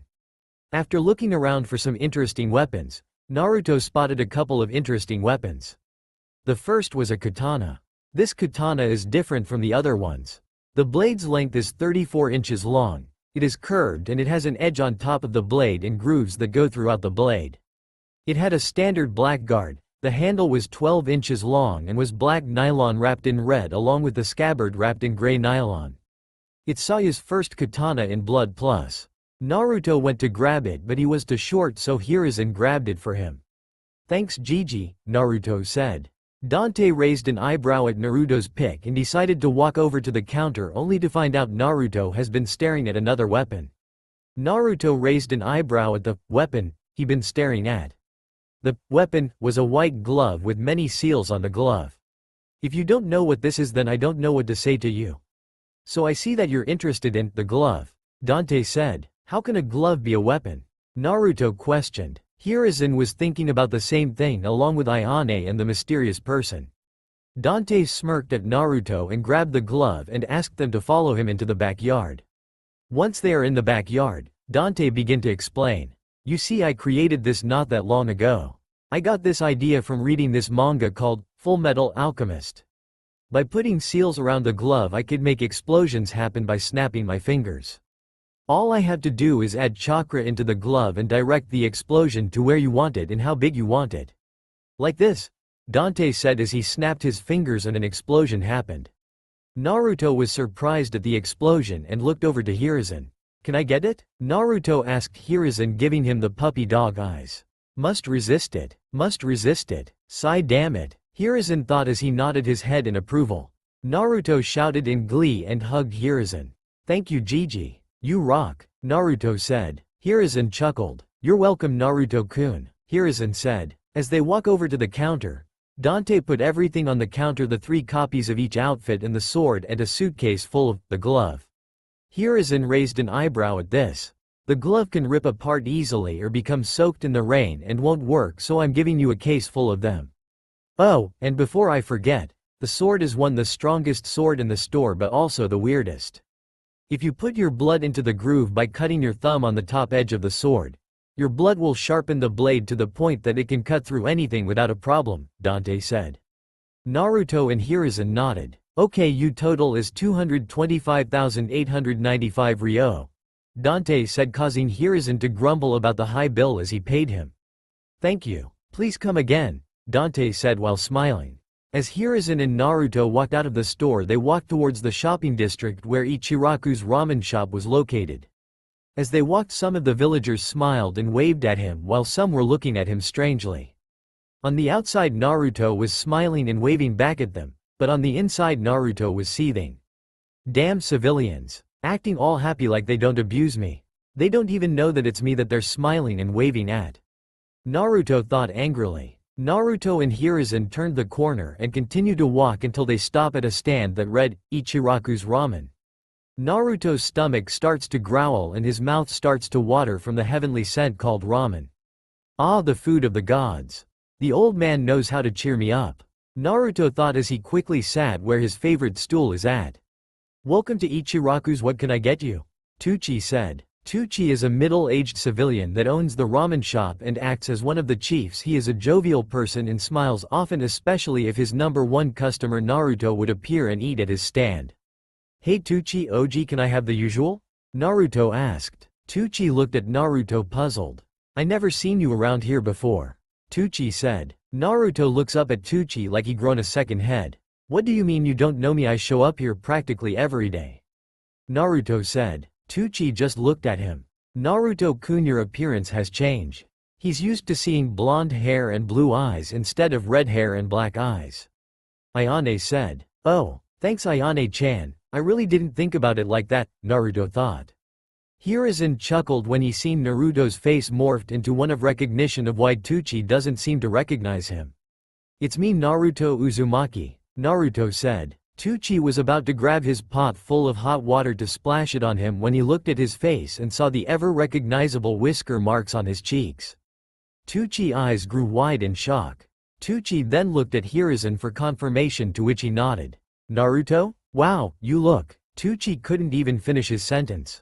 Hey dad, what with the yelling? Ayame said as she walks out of the room in the back of the stand where employees enter. Ayame is a kind and cheerful person, and she, like Tucci, doesn't see Naruto as the Kyuubi incarnate. Ayame looks over to see her father with his eyes open in shock and jaw slightly unhinged. She then turns to see what her father is so shocked about, only to do the same and with an added blush. Naruto? Ayame stuttered in shock. Naruto looked at Ayame and smiled. Hey Ayame-ne-chan, Naruto said. Wow Naruto, you look awesome, Ayame said. If only I was younger. Sigh, is that a tail? Ayame thought. Thanks Ayame-ne-chan. Can I have my usual? I asked Tucci OG, but I think I broke him cause he's been standing there with that same look for a couple of minutes. Naruto said, snapping Tucci out of his stupor. Ayame giggled when Tucci started to work on Naruto's order. Minus 15 minutes later. Hiruzen is pale as a ghost, while Tucci's eyes turned into dollar signs while Ayame fainted 5 minutes into it. Why were they like this? Well, the answer is simple. Before Ayane changed Naruto into a Saiyajin, Naruto was a beast when it came to eating ramen. Each visit to there he would eat 10 to 15 bowls of ramen. Sure, the bill was high, but Hiruzen could still pay for the bill. Now that Naruto is turned into a Saiyajin, he now eats several times what he eats before, meaning 60 to 80 bowls of ramen per visit. The amount of bowls had Hiruzen pale and Tucci's eyes turned into dollar signs, while it was the speed of how fast Naruto ate his ramen had Ayame fainting within 5 minutes of the feeding frenzy, as Hiruzen had dubbed of how he ate his ramen. Before the change, when Naruto was eating ramen, he was a fast and sloppy eater. After the change, Naruto's ramen eating habits had become even faster and sloppier. Hiruzen couldn't even keep track of his arms and he was a cage. After Naruto put his last bowl of ramen down, he begins to pat his stomach. "Ah, that hits the spot," Naruto said as he places his bowl on top of the counter. "Well, Gigi, I'm stuffed. Let's take my stuff back into my apartment," Naruto said as he got from his stool and began to walk out of the stand. Hiruzen also got up and tries to sneak out but is caught by Tucci clearing his throat. "Here's your bill, Hokage-sama," Tucci said, grinning ear to ear. Hiruzen begins to sweat, fearing what the price is going to end up being bankrupt. As he looked at the bill, he becomes even paler. In fact, he's so pale that Orochimaru turns green in envy. "Do you take checks?" Hiruzen asked sorrowfully, crying a fountain of tears. A few minutes later, Hiruzen walked out of the stands depressed and pale. "If I keep treating Naruto to ramen, I might have to do a couple of missions to be financially balanced," Hiruzen thought. Hiruzen looked up to see Naruto standing waiting for him. "Come on, Gigi, let's go," Naruto said. "I'm coming, Naruto-kun," Hiruzen said. As they walked towards Naruto's apartment, the civilians kept smiling and waving while some of the kids ran up to Naruto asking if they could pet his tail. Naruto politely said no, saying that when people grabbed his tail it makes him uncomfortable. The kids looked dejected but still smiled. A couple of minutes later they made it to Naruto's apartment. They walked to the top floor where his room was located and walked to the door that was labeled 89, Naruto Uzumaki, with graffiti markings of Demon Brat, and damages covered the door. When Naruto opened the door fell off of the hinges, but it was still standing due to the hinge that was near the floor was still holding onto the door. "Oh great, now I have to fix the door again," Naruto said in anger as he walked in his apartment. Hiruzen walked in after him and was surprised at the condition of Naruto's apartment. It was a mess. Clothes littered the floor. Most of the wood in the kitchen was destroyed due to either physical means or by the age of the wood. Mold was growing around the corners around the room. There are some scratches and holes around the walls that surround the living room and the dining room. It seems like the couch and the love seats in the living room were in very bad shape, and it seems like any sudden weight pressed down on the furniture it will simply destroy them. As they walked into the bedroom, it seems like what they saw in the dining room was the same with the ones in the bedroom, but only worse. In Naruto's bedroom, clothes and other things littered the floor so much that you can't see the floor, and if his eyes weren't deceiving him, he saw some old ramen on the floor and it just moved. Did that old ramen just move? Hiruzen asked himself with a shudder. He still couldn't get the fact that Naruto ate all that ramen. As he walked towards the windows and noticed that all of the windows were broken. "Hey Gigi, can you pass me the scrolls that contain my clothes, please?" Naruto asked, interrupting Hiruzen from inspecting his room. As Hiruzen gave him the scrolls that contained his clothes, he watched as Naruto moved some stuff around before he lifted a floorboard, revealing a secret compartment. As he watched Naruto put his scrolls full of clothes in the secret compartment, he noticed a jar full to the brim with Ryo notes. So he's been saving some money with his monthly stipend. And with how much he has saved, he could buy a small house and still have some left. So why is he still in this junky apartment complex that I rented out for him? Hiruzen asked himself. "Hey Gigi, can you pass me the suitcase and my sword, please?" Naruto asked. Hiruzen nodded and handed him the suitcase first. He watched as Naruto opened up the closet door, revealing his old orange and blue jumpsuit. He watched as Naruto pushed the jumpsuits apart and went to the back of the closet and started to move his hands like he was searching for something and pulled back another secret compartment. But unlike the first one, this one didn't have anything in it. He put the suitcase inside the secret compartment as well as the sword. After Naruto put his belongings away in his secret compartments, he offered Hiruzen something to drink, to which he agreed to have because of all the things that happened today. After a few minutes, Naruto returned with 2 cups full of hot tea. While they were drinking the hot tea, Hiruzen decided to spark a conversation between him and Naruto. "So Naruto, why do you hide all your belongings?" Hiruzen asked. "It's because every time I get nice stuff, the villagers always break down my apartment door and destroy it when they beat me to a living pulp," Naruto said. Hearing this, Hiruzen becomes angry with the villagers as well as some of his Anbu that he placed out to protect Naruto. "When I get back to my office, I'm going to make some changes because it seems like Anbu only steps in when Naruto's life is in danger and doesn't care about his property being destroyed." Hiruzen thought angrily. "How about the jar full of money?" Hiruzen asked, almost preparing for the worst. "That's for when I go food shopping, because while most of the villagers won't allow me in their shops, some of them do, but they charge me triple the prices for bad food," Naruto said. If Hiruzen wasn't mad before, he is certainly mad now. To be hearing the villagers are overcharging him all because the Kyuubi has been sealed inside of him just made even angrier. Those misguided fools. "It seems like when we resume the council meeting tonight, I'm going to put my foot down. The civilian council has been gaining too much power. It's about time I show them who's the real leader here," Hiruzen thought angrily. Hiruzen finished drinking his tea when he decided that it was time to go. "Well, I'm going to have to go. I have some paperwork to do," Hiruzen said as he stood up and began to walk towards the door. "All right, see you later, Gigi," Naruto said as he waved goodbye to him.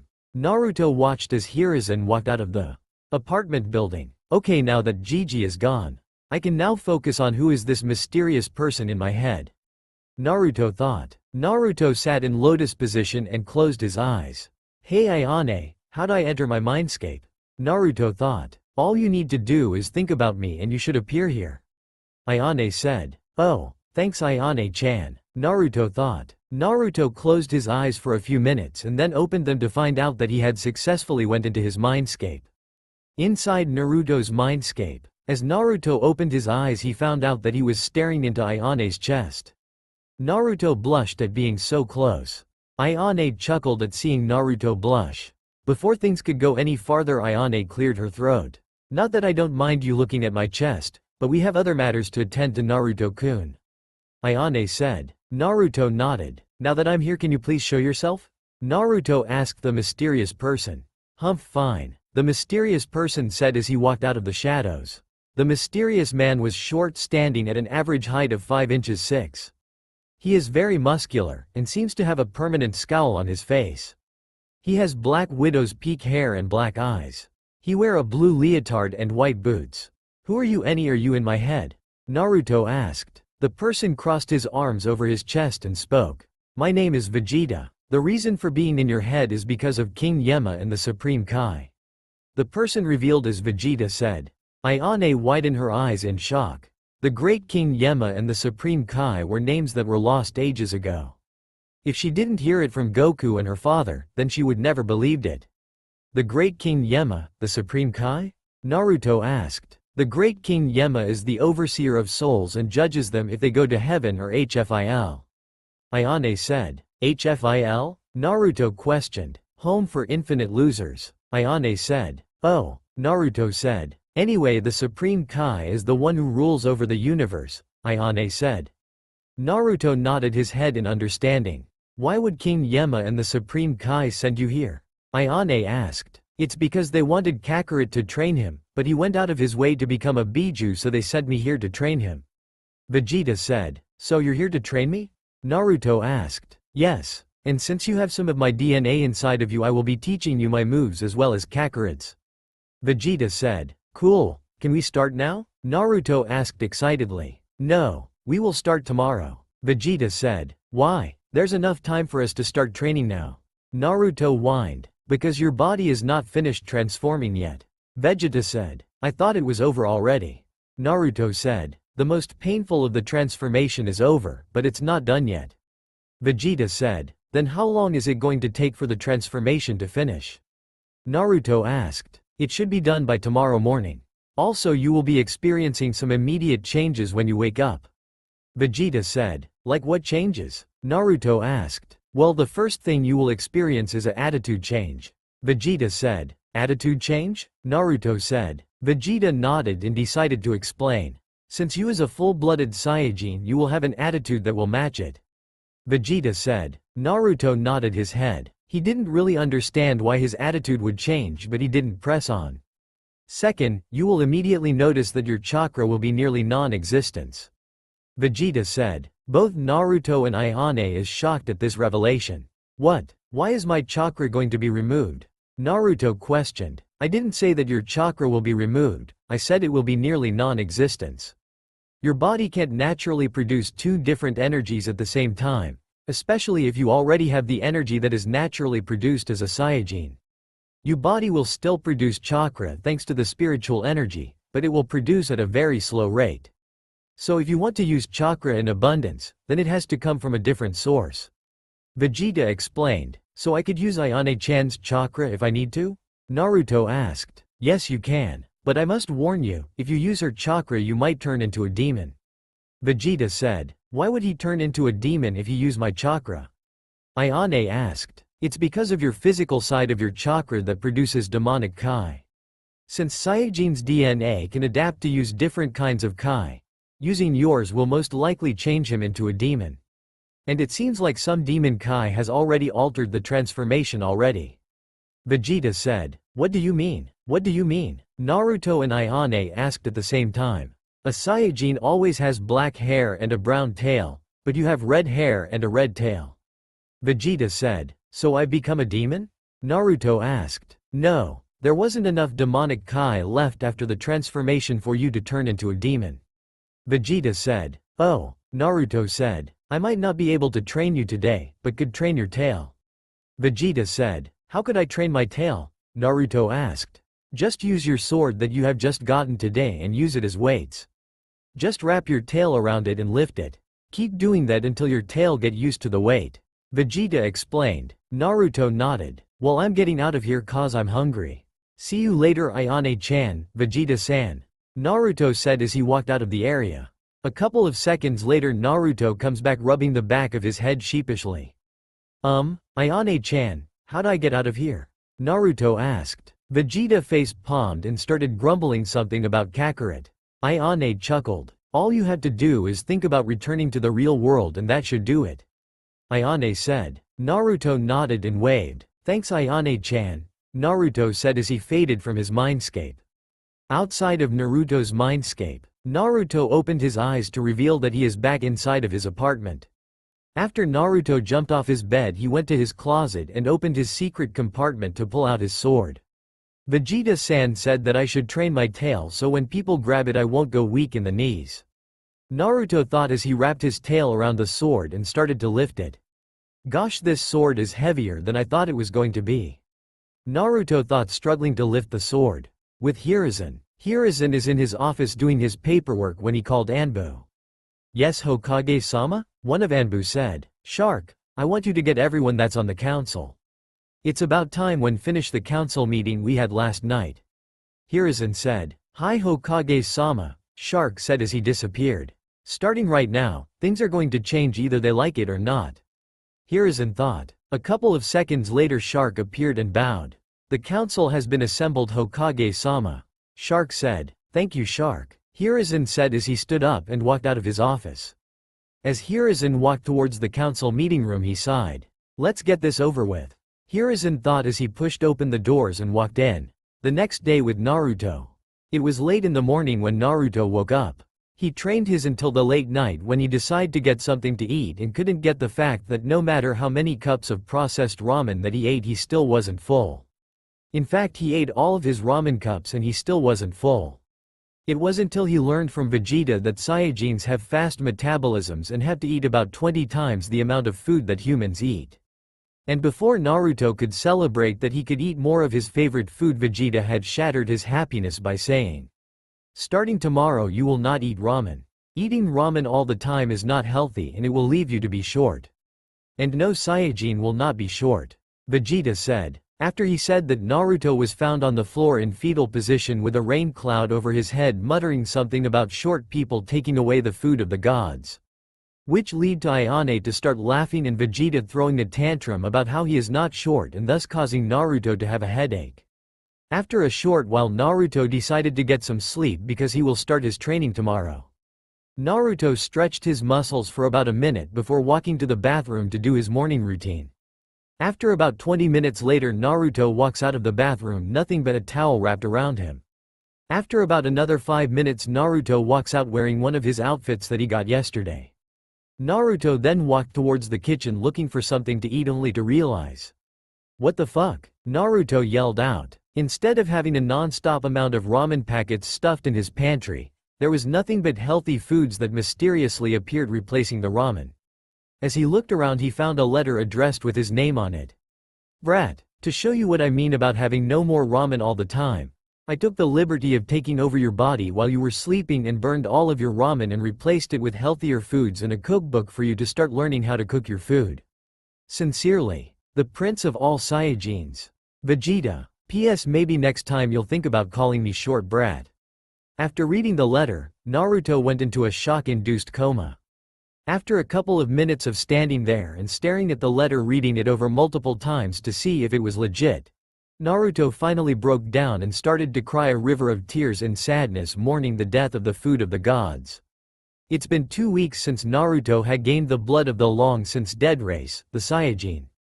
It was a hectic 2 weeks for Naruto and the villagers. It was hectic for Naruto because of Vegeta's way of training.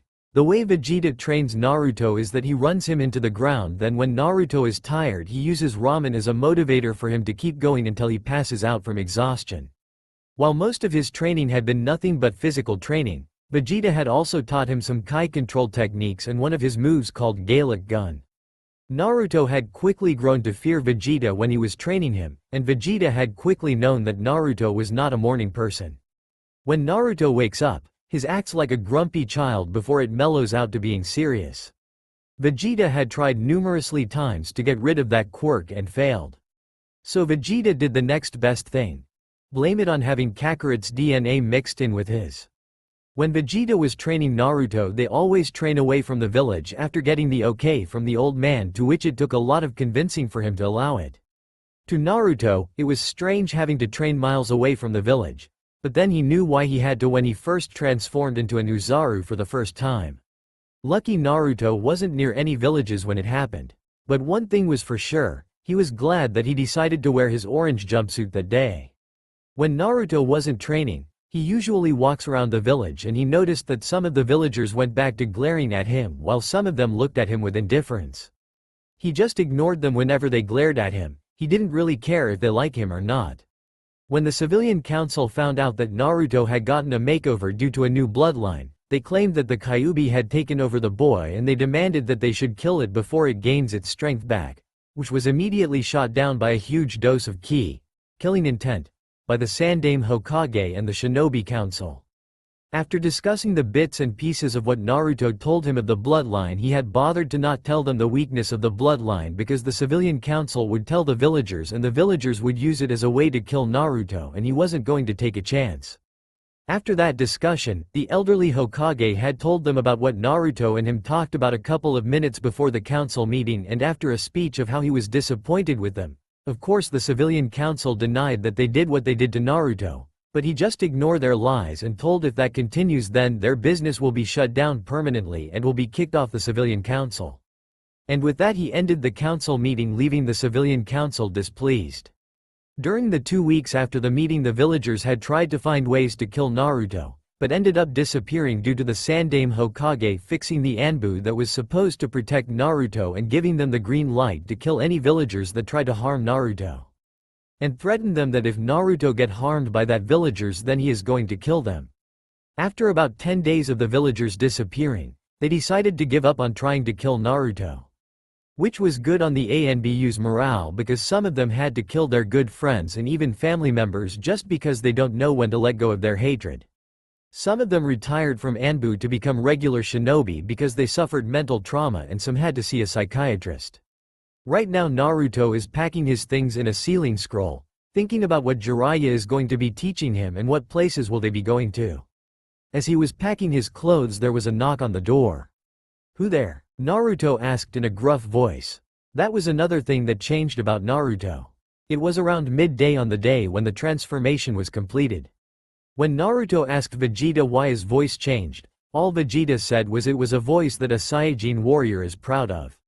Naruto shrugged it off as being prideful about the Saiyajin race, which earned Naruto a headache and a more hazardous training regimen than before.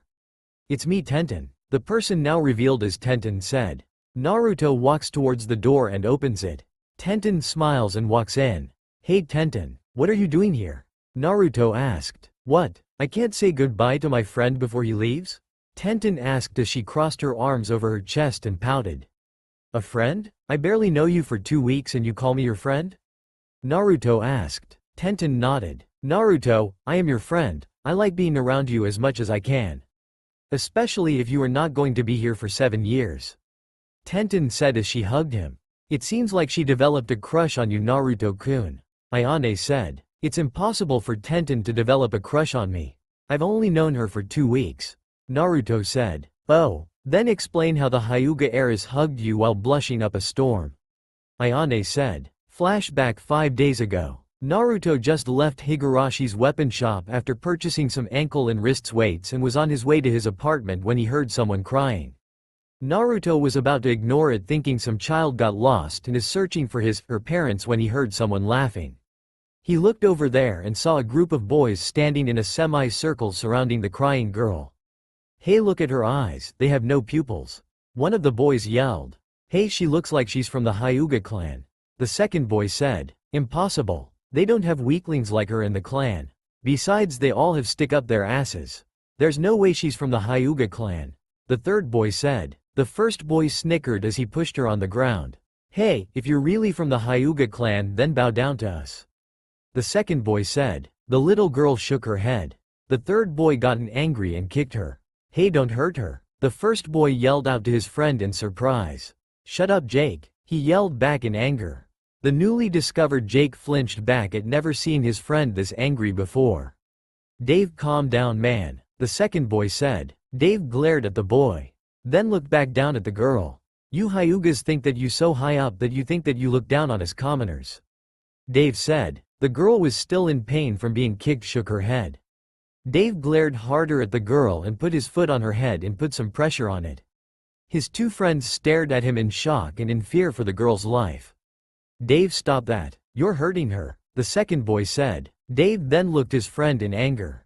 "Matthew, you don't understand," Dave said. "I don't understand what?" Matthew yelled. "It was thanks to the Hyugas that my Oni-san killed herself," Dave yelled. His two friends widened their eyes in shock. "My Oni-san was a kunoichi and she had a Hyuga as a teammate," Dave said as tears began to fall from his face. On a mission they were supposed to get rid of some bandits that was terrorizing a nearby village. It was supposed to be an easy C-rank mission, but it wasn't. There was a high A-ranked missing nin that was in charge of the bandit camp. Caught by surprise, they tried to retreat to send a message to bring back up, but the missing nin sensed them and quickly killed the Junin that was the team leader. He then quickly killed her third teammate. The missing nin went after Oni-san. After about a couple of seconds of fighting on her own, the Hyuga joined in and started to fight with her. After the missing nin managed to separate the two, he went after the Hyuga. After about a couple of minutes, the missing nin had gotten a good hit on the Hyuga, but the Hyuga kawaramied and left the scene, leaving my Oni-san unconscious. Dave said as tears freely fell down his face. "Do you know what they done to her?" Dave asked them. Both Jake and Matthew shook their heads. The missing nin tied her up and raped her. After he was finished with her, he let the bandits have their way with her. And by the time any backup arrived, her mind was already broken. They rescued her and sent her to the hospital to see if she was okay. Only to find out that she had gotten pregnant because she couldn't do the anti-pregnancy jutsu. When my family and me went to visit her to check on how she was doing, she had killed herself by biting her tongue, Dave said as angry tears fell down his face. When we held the funeral, the Hyuga that was on her team didn't even show up. In fact, he didn't show up on his teammate's funeral as well. He just went on with his life like nothing happened, Dave said in anger while unconsciously putting more pressure on her head. Naruto, having heard enough, decided to step in, scaring the three boys. Story time is over, boys. Naruto said. What did you say? Dave growled out. Bullying this little girl just because you have a grudge against her clan is not going to bring your Oni-san back from the dead. Naruto said. You shouldn't be saying that, you fucking demon. After all, you did kill my Ka-san. Jake yelled out. My 2-san told me that you killed my Oni-san as well. Matthew yelled. So do us a favor. Die. Dave screamed out as he ran at Naruto and threw a punch. Naruto tilted his head to the side to dodge the punch that was aimed at his face and punched Dave in the stomach, forcing oxygen out from his lungs, blood and saliva from his mouth. In all honesty, Dave was unconscious before he hit the ground. The other two back in fear at seeing Dave go down with one punch. That was pathetic. He's down in one punch, what a waste of time. Naruto said as he looked down at Dave. Hey, I suggest that you grab your friend there and run before I do the same thing, you. Naruto said while cracking his knuckles. Getting the message, Jake and Matthew grabbed Dave and ran off. After a while, the little girl got up and hugged him. Thank you, mister. The little girl stuttered while blushing. They broke the hug, and since Naruto was a little taller than her, he squatted down to her eye level. Hey, what's your name? Naruto said. My name is Hi Hinata Hi Hyuga. Whwh, what's yo yours? Hinata stuttered while blushing. My name is Naruto Uzumaki. Naruto said while patting the top of her head, making sure not to put too much strength to not hurt her. Naruto sighed. He's don't want to say this knowing that he might hurt her feelings, but he had to say it. Listen, Hinata, what I'm about to say might hurt your feelings and whatnot, but you is going to have to stop being so soft. This world don't have a place for soft people. You have to exert some dominance if you don't want people to step all over you. Take those bullies for an example. If you keep being the way you are right now, people is going to walk all over you because of your kindness to everyone. I'm not saying you have to be mean to everyone, but only be kind to the ones that deserves it. Naruto said. I'll try. Hinata stuttered while on the verge of tears. Naruto sighed. He knew that this was going to happen. Listen, Hinata, I was just like you once up until a couple of years ago. I was shy, had low self-esteem, and a crybaby. Naruto said, gaining Hinata's attention. And don't forget bedwetter. Ayane said too happily. And weak, said Vegeta with a smirk of his own. Ayane, nobody need to know about that. Naruto yelled in embarrassment, drawing a chuckle from Ayane and Vegeta. And I wouldn't be laughing if I were you, short stack. Naruto said, obvious to Vegeta. I am not short. Vegeta yelled. Your height is the average height for a female. Naruto deadpanned, causing an arrow that said, average height for a female, to pierce Vegeta in the chest. Even Ayane is taller than you in her human form. Naruto deadpanned farther, causing another arrow that said, even Ayane is taller than you in her human form, to pierce Vegeta on the other side of his chest. Just face it, you is short, and there's nothing you can do about it, Naruto said. Finishing Vegeta off was a huge boulder that said, you is short, that crushed Vegeta. A while later, Vegeta is seen with a dark cloud over his head while muttering, I'm not short, over and over. Naruto smirked mentally. Revenge is always sweet. Hinata stared at Naruto funny. Hello? Hinata stuttered. Anyway, I was always smiling and being nice to people even though they were never nice to me.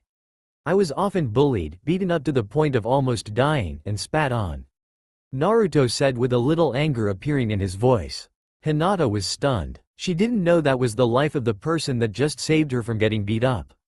She was horrified at the way his life turned out to be. She couldn't believe the villagers would do that to him.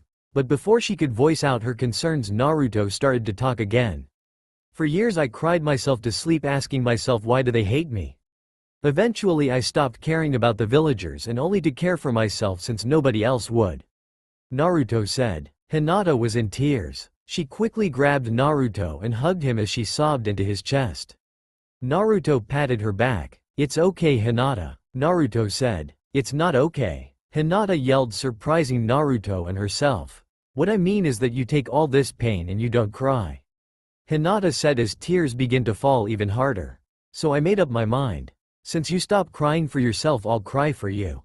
Hinata said, shocking Naruto. Naruto was so shocked that he froze stiff. He finally regained movement. Why would you do this for me?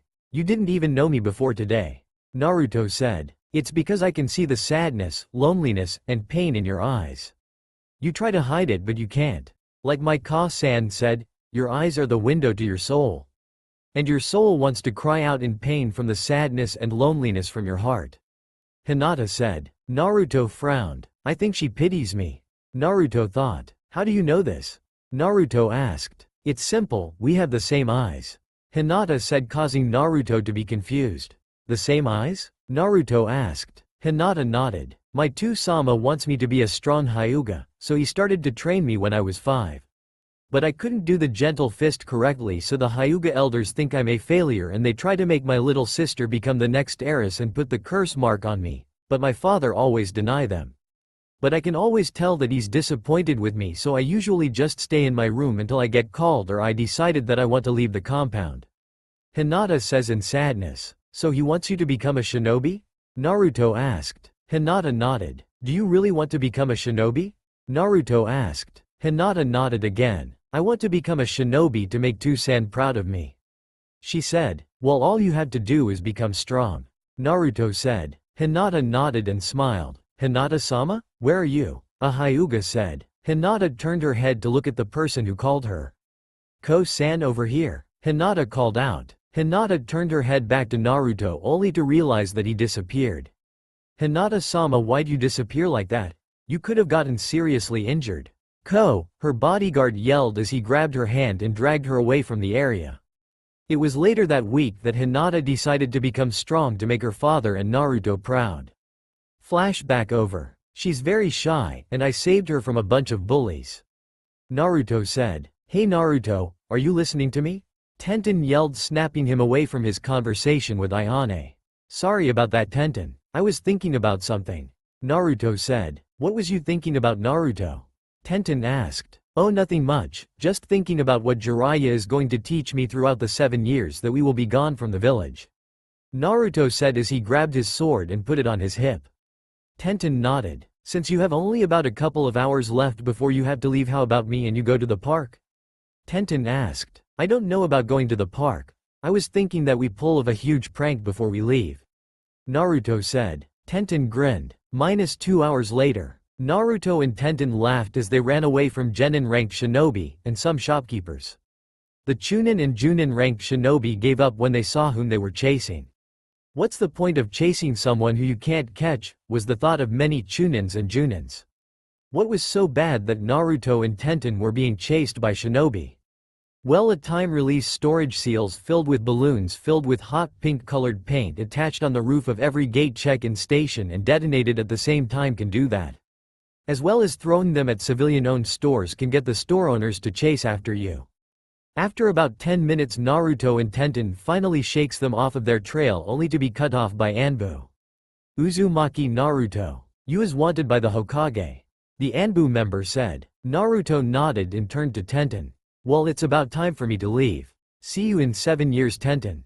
Naruto said. Tenten nodded and waved. Bye, Naruto. And don't forget to come see me when you come back to the village.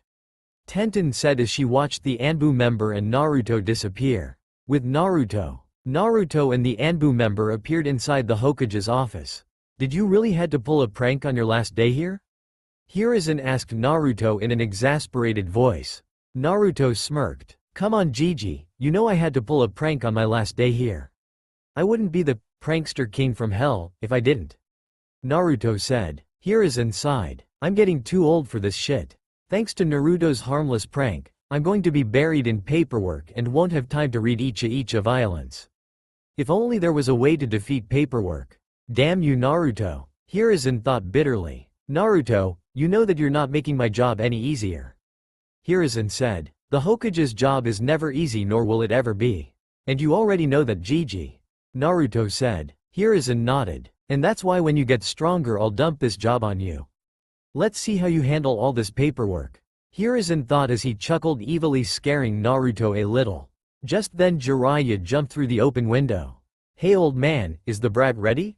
Jiraiya asked. Just then Jiraiya received a small ki blast to the face, scorching his face and hair a little. I am not a brat, Jiraiya. Naruto yelled as his eyebrow twitched at being called a brat. You are a brat. Jiraiya said, "I am not." Naruto yelled, "Yes you are." Jiraiya yelled back, "I'm not." Naruto yelled, "You are." Jiraiya yelled, "I'm not." Naruto yelled. Everyone that was in the Hokage's office sweat dropped at the childish argument they're having, even Ayane and Vegeta's sweat dropped. Hiruzen cleared his throat, interrupting them from their childish argument. "As much as I like watching you two arguing like little children, I'm going to have to interrupt," Hiruzen said while chuckling. "Well Gigi, technically I'm still as a child," Naruto said. Hiruzen nodded. "Well after I give you this you'll be considered adult," Hiruzen said as he reached in his desk and tossed Naruto a headband. Naruto caught it. "Hey Gigi, why are you giving me this?" Naruto asked. "Well according to Konoha law, if a Junin or higher decided make someone his or her apprentice and is accepted by the Hokage, the apprentice automatically becomes a shinobi. And Jiraiya here had made you his apprentice," Hiruzen said. Naruto looked at Jiraiya then looked back at Hiruzen. "Are you sure he is a Junin?" Naruto asked. Naruto smirked as he saw Jiraiya's eyebrow twitch. "Jiraiya here has the rank of Sennin, one of the only 3 people that is alive has achieved that rank," Hiruzen said. "What's a Sennin?" Naruto asked. A Sennin is a rank that was lost after the clan wars. It is to show that he or she has the rights to travel anywhere around the elemental countries and the western lands. It is to show that he or she is the strongest person in his or her clan, otherwise being a clan heir or not. Hiruzen explained, "There are 2 ways of achieving the rank of Sennin. One of them is to defeat the current Sennin before achieving the rank of Sennin," Hiruzen said, "while the other way is that the enemy can give you that rank if they fought to a draw and both of them is too injured and or they're too low on chakra to continue the fight. But the thing is your enemy has to have the rank of Sennin to give you that title." Hiruzen finished explaining. Naruto nodded. Naruto then tied the headband around his left arm. "Well old man, since the brat is already here, we can leave now," Jiraiya said. Naruto's eyebrow twitched. Hiruzen chuckled at the 2 of them. "When I return in 7 years I'm going to be stronger than you Gigi," Naruto said. Hiruzen smiled at Naruto. "We'll see about that Naruto," Hiruzen said. "We'll see you in the next 7 years old man. And I'll try to send you Naruto's progress every now and then," Jiraiya said as he grabbed Naruto and Sunshine towards the main gate. As they walked through the main gate Naruto looked at Jiraiya. "What do you want?" Jiraiya asked. "Where are we going?" Naruto asked. "Well our first stop is Uzumaki so you can see your mother and your little sister," Jiraiya said. Naruto smiled at getting to see his mother and little sister for the first time. It's been a few days since Naruto and Jiraiya left Konoha and now they find themselves on a dock waiting for their boat that they paid for to arrive. Naruto trying to quell his boredom by tossing a keyball up and down. He had been waiting for a ship that Jiraiya had paid for about a half an hour. Dispersing the keyball, Naruto decided to strike a conversation with Jiraiya. "Hey Jiraiya, how long do you think that we can get to Uzumaki?" Naruto asked as he crossed his arms around his chest staring at the water in impatience. "It takes about 7 hours to get there," Jiraiya answered. "I hope we'll be doing something while on the boat for 7 hours," Naruto said. "Don't worry brat, I'll teach you something," Jiraiya said. Naruto's eyebrow twitched. "Here comes our boat now," Jiraiya said. "Finally," Naruto said as he looked at the ship. The boat was a medium-sized ship. While most of the ship is made from wood, some parts of the ship have metal melded into it for protection. Otherwise it was just an old-fashioned boat with cannons loaded on the side to fend off pirates. As the boat pulled in, the anchor slowly falls into the water. The sailors lowered a plank for them to get on and off the ship. A few minutes later, the ship's captain walked the plank, pun not intended. "Besides, I always wanted to say that," and greeted them. "My name is Zack Shepard and I'm the captain of this ship." The captain introduced himself. Zack is 5 feet 11 inches with medium dark tanned skin. He has brown hair and brown eyes. On his face there are 3 scars surrounding his face. 2 are on his cheeks while 1 ran across his left eye. Zack is wearing a blue and white sailor's outfit. Don't blame me, I don't know what ship captains wear. "Hello, my name is Jiraiya and this is my apprentice Naruto Uzumaki," Jiraiya said introducing himself and Naruto. "Before we leave, we'll be staying here for 20 to 30 minutes to restock our supplies," Zack said. Jiraiya nodded. "Alright kid, let us get on the ship so we could relax," Jiraiya said. Naruto nodded as he grabbed his stuff and proceeded to walk up the plank and onto the ship. Once on board the ship, one of the sailors guided them to a room to put their belongings in. Since it's only a one-day trip to Uzushiogakure, they didn't need a big room. Naruto sat down on the edge of the bed. He pulled out an orange book called Icha Icha Paradise. As he began reading, Ayane decided to butt in with her opinion of the book. "I don't understand how you can read that smut. It's disgusting and it seems like in every chapter has a scene in it," Ayane said. "While most people read it for the scene, I really don't care about it. The only reason I read this is because it has a good storyline that surrounds the male protagonist," Naruto said. "Humph. While you two sit there and argue about if the story is pure smut or a good story," Vegeta said, only to get cut off by Ayane and Naruto. "It is smut, it is smut," Ayane and Naruto yelled at the same time. Vegeta eyebrow twitched in anger at being cut off. "As I was saying before, I was rudely cut off. I remember Bulma and me doing most of the positions that is in the book," Vegeta said. "Hey Vegeta, who is Bulma?" Naruto asked. "Bulma was my wife back when I was living. Back when we first met, we were enemies. I teamed up with her friends to search for the Dragon Balls on Namek. At first we were enemies due to our fight on Earth and my loss to Kakarot's son due to him being a great ape.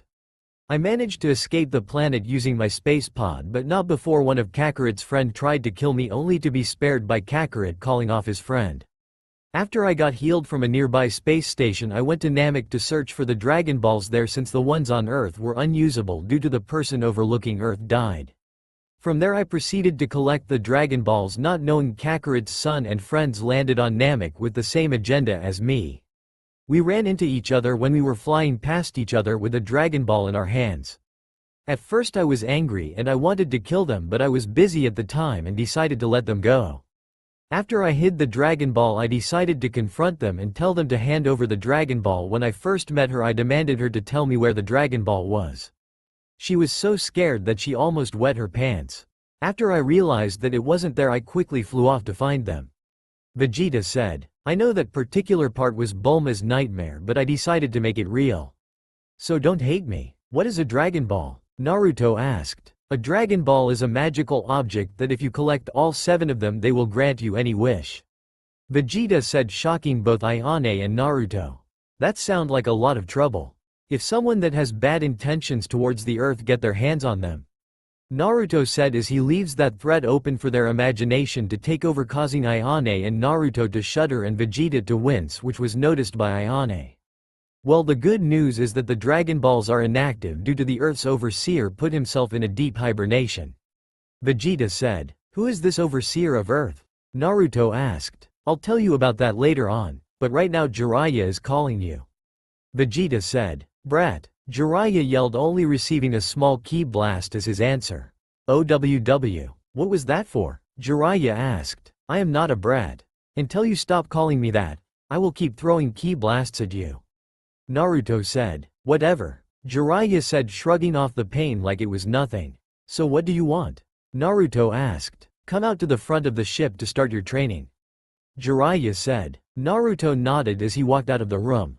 As Naruto walked towards the stairway that leads to outside of the ship, he thought about what Jiraiya is going to teach him. By the end of his train of thought, Naruto is on the top step looking for Jiraiya, to which he found easily standing in the middle of the ship. Naruto walked up to him with a spring in his step. If he didn't have the Saiyajin transformation, he would have been smiling from ear to ear, excited to be training to become a shinobi. But since he has been transformed into a Saiyajin, all he did was walk towards Jiraiya with a small smirk on his face, unable to keep his excitement in. "So what are we doing today?" Naruto asked. "Well, Hiruzen told me that during the 2 weeks that I was out you was training. He didn't say what you were training in though, so we are going to have a spar to see where you're at," Jiraiya said. Naruto's smirk turned into a grin when Jiraiya said that they were going to spar. "Anything goes?" Naruto asked. Jiraiya looked at Naruto in confusion. Why would he say that? It's not like he has something that could hurt me, Jiraiya thought as he nodded, making Naruto's grin turn into a smile. Not just any smile. A predator smile, unnerving Jiraiya a little. "Oh Jiraiya, Naruto is no longer a human. Ops, my bad, it seems like I didn't tell him." "Oh well," the author thought. Naruto smiled savagely. During the 2 weeks he was training, Vegeta taught him a little bit of how he fight in his mindscape, and he never had a chance to use his fighting style, until now, that is.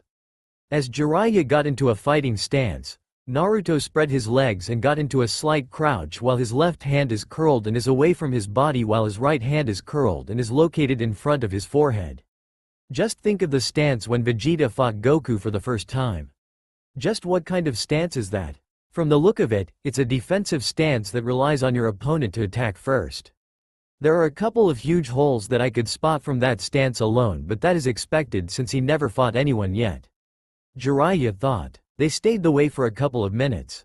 Jiraiya had decided to make the first move and ran towards Naruto and threw a punch aiming at Naruto's face at Chunin level speeds, thinking that Naruto won't be able to dodge punches at that level of speed.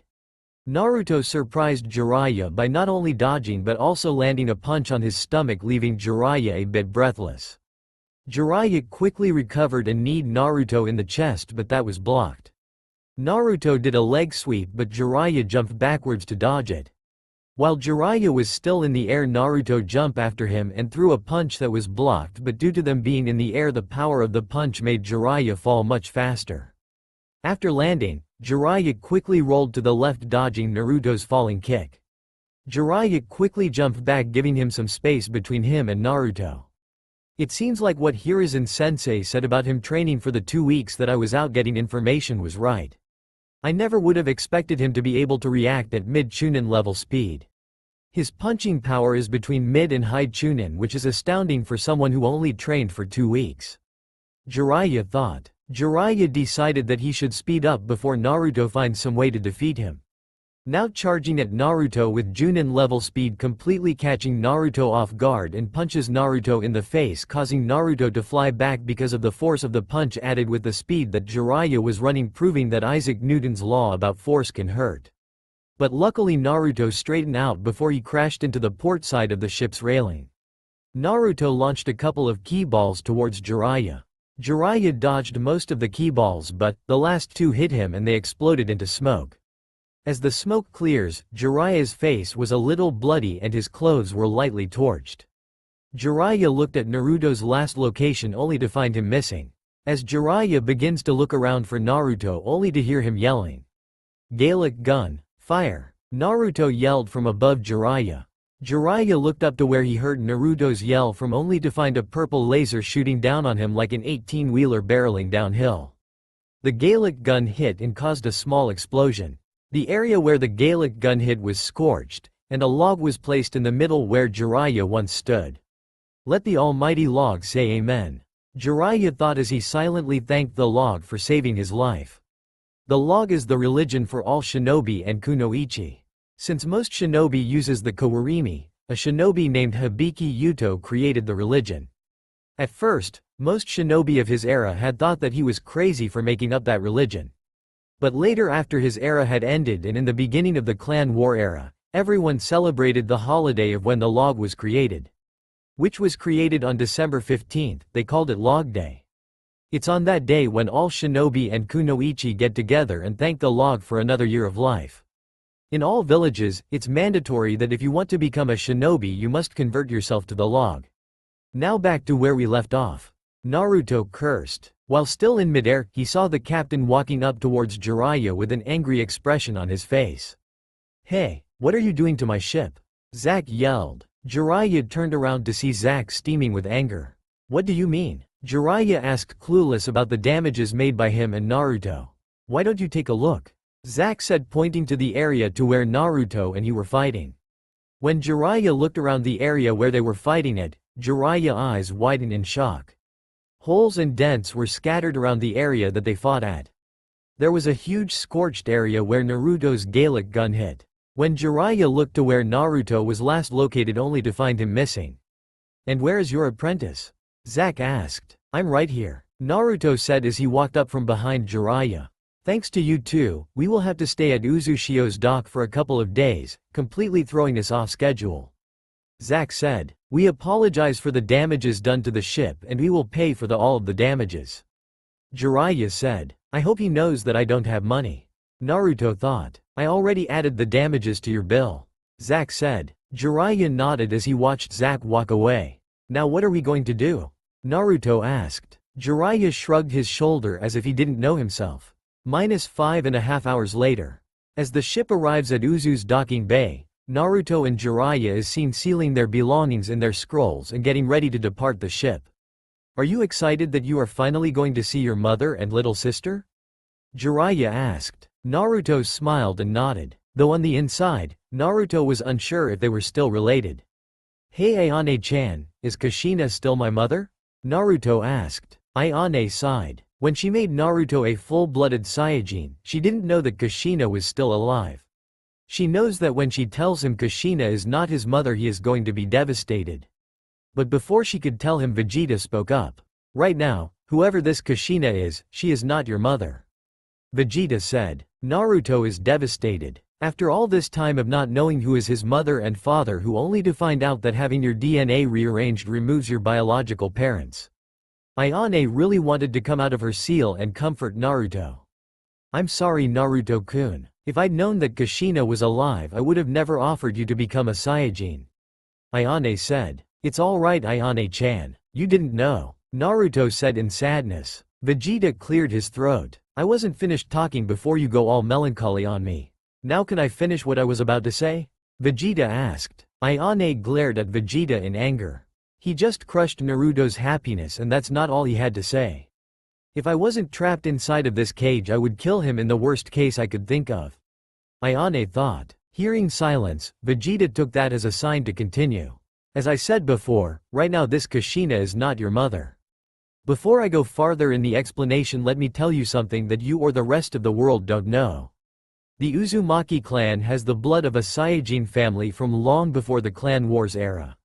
But they weren't called the Uzumaki clan in that time. They were a part of the Senju clan. Vegeta said, causing Ayane's eyes to widen in shock. But how? I thought that the Senju clan was created from the descendant of Tusama. Ayane said. Vegeta nodded, signifying what Ayane said was true. The Senju clan was created by the Sage of Six Paths descendant. Vegeta said. Then how did Saiyajin get into the clan? Ayane asked. There was a time when marrying outside of the clan was taboo, because they wanted their blood to remain pure. But a young Senju lady hated that because she thought that marrying into the clan was incest, which was also taboo in that time. And so she wandered off to explore the surrounding area when she was attacked by a rival clan that was using the area for training young shinobi. She was almost killed when she was saved by a young Saiyajin. He took to where he was living at and nursed her back to health. During the time that he was nursing her, they fell in love with each other. And when she was declared healthy she had to be brought back to the Senju clan, but she didn't come alone. When she came back she also brought her lover to live with her and her family. When she had first brought him with her the whole clan was against it. It went so far that the clan began to distance themselves away from the two. And when they heard that she was pregnant they basically exiled them from the Senju clan. But before they could be officially exiled they separated from the Senju with her family going with her. And thus the Uzumaki clan was formed. Vegeta said, wrapping up his story. Ayane and Naruto were surprised by the story, but Vegeta never fully explained himself. What are trying to say, that the Uzumaki clan is part Saiyajin? Cuz if you were then I already knew about that. Ayane said. Vegeta huffed. I was explaining to you the origins of Uzumaki clan. Anyway, normally this would be considered impossible. But thanks to the Kais you can turn this Kushina and her daughter into demi-Saiyajins, turning whoever this Kushina is into your mother and her daughter into your sister. I know it's a little confusing, but since Naruto had his DNA rearranged from human to a full-blooded Saiyajin, Naruto would not have any biological parents because accentually Naruto was recreated artificially. Naruto and Ayane were surprised by this bit of information. Are you saying that I could change my mother and little sister into demi-Saiyajins? Naruto asked in excitement. Vegeta nodded. Naruto wanted to jump up and down in excitement, but his Saiyajin side put a check to it. So Naruto settled for smiling. Come on brat, I thought that you wanted to see your family. Jiraiya said, only to receive a ki blast in the face. How many times do I have to tell you? I am not a brat, Naruto yelled out in anger. Jiraiya smirked. If you're not a brat, then what are you? Jiraiya said, expecting Naruto to say nothing. Vegeta chuckled inside Naruto's head. I am an elite warrior, born from an elite species, a species that put fear in all other species in the universe. You should feel enlightened that you're training me. I am the prince of all Saiyajins. You should bow before me. Naruto said in pure arrogance. Don't judge me, that was my first Vegeta impression mixed with my own arrogance. Plus there are not enough arrogant Naruto stories out there. So expect more later on in the story. Somewhere in outer space, in a space pod, an orange-haired teen is seen with a throbbing vein above his eyebrow. Ni-san? What's wrong? Someone said. It's nothing, Orihime. It's just that someone out in the universe thinks that they are born elite. And it's my self-employed job to prove them wrong, the orange-haired man said. Orihime sighed. It seems like Ni-san is at it again. I just hope to whoever pissed off my Ni-san is that we don't find him. Orihime thought. Back to Naruto. After his speech, Naruto suddenly shivered. What was that? Naruto thought. Hearing Naruto's thoughts, Vegeta smirked. That's what you would call Saiyajin's pride. Vegeta said. I'm not talking about the speech. I'm talking about the cold feeling I got after the speech. Naruto said. Ayane and Vegeta shook their heads, completely unsure of what caused Naruto to get that cold feeling that he felt. While Naruto is having a conversation with his inner beings, Jiraiya was having thoughts of his own. If I didn't know that Naruto was Minato and Kushina's son, I would have thought that he was born into the Uchiha clan. I'm going to have to break him of this arrogance that he possess. Jiraiya thought. Jiraiya was broken out of his thoughts when Naruto started talking. Hey, how long are we going to stand here? Let's go, Naruto said. Jiraiya's eyebrow twitched. Impatient brat. Jiraiya mumbled under his breath. What did you say? Naruto said as he prepared another ki blast to throw at him. Nothing. Come on, let's go, Jiraiya said. A few minutes later, after Naruto and Jiraiya had been walking for about a few minutes, they came towards a large broken down gate. As they walked towards the gate, you could see the destroyed city. So this is Uzushiogakure, huh? Naruto thought. Uzushiogakure was a great village. It was the very first hidden village. It usually housed the Uzumaki family and some other minor clans that seek refuge during the clan war era. Uzushiogakure was very prosperous and lively. The Uzumaki clan was well known for their fuinjutsu and their longevity. Ayane said. I thought that the Uzumaki clan had Saiyajin blood in them. Naruto said. They did, but due to having a chakra system they couldn't use their Saiyajin abilities. Ayane said. But there is one thing that they got from their Saiyajin blood. It's their longevity. Vegeta said. How? Naruto asked. It's simple. The Saiyajins were a warrior race. We as warriors always wanted to die in a blaze of glory. So our blood cells would die more slowly than others alien races. This gives us the misconception of staying young. We can grow old, but much slower than other alien races. The oldest Saiyajin ever was 250 years old, and even then he didn't die of old age. Vegeta said. Naruto and Ayane eyes widened in shock. Of course our blood gene had been thinned down due to us mating with other races. Vegeta said as he finished the explanation. Naruto was snapped back into reality by Jiraiya calling his name. Are you paying attention? Jiraiya said. No, Naruto said plainly. Jiraiya eyebrow twice-eyed. Listen brat. Why? Jiraiya was interrupted with a ki blast to the face. Stop calling me a brat. Naruto yelled with his eyebrow twitching. As the smoke cleared from Jiraiya's face, Jiraiya's eyebrow was more prominently than before. Will you stop that? Jiraiya yelled. HMPH. Naruto grunted while turning his head to hide his smirk. Anyway, you need to pay attention to your surroundings. Not paying attention could lead to your or someone else's death. Jiraiya said. Jiraiya is right, you know, Ayane said. Vegeta nodded silently, agreeing with Ayane. Naruto sighed. I'm sorry, I just can't wait to meet my Ka-san and Imouto. Naruto said. Jiraiya smiled. Don't worry about it, that's why I'm training you.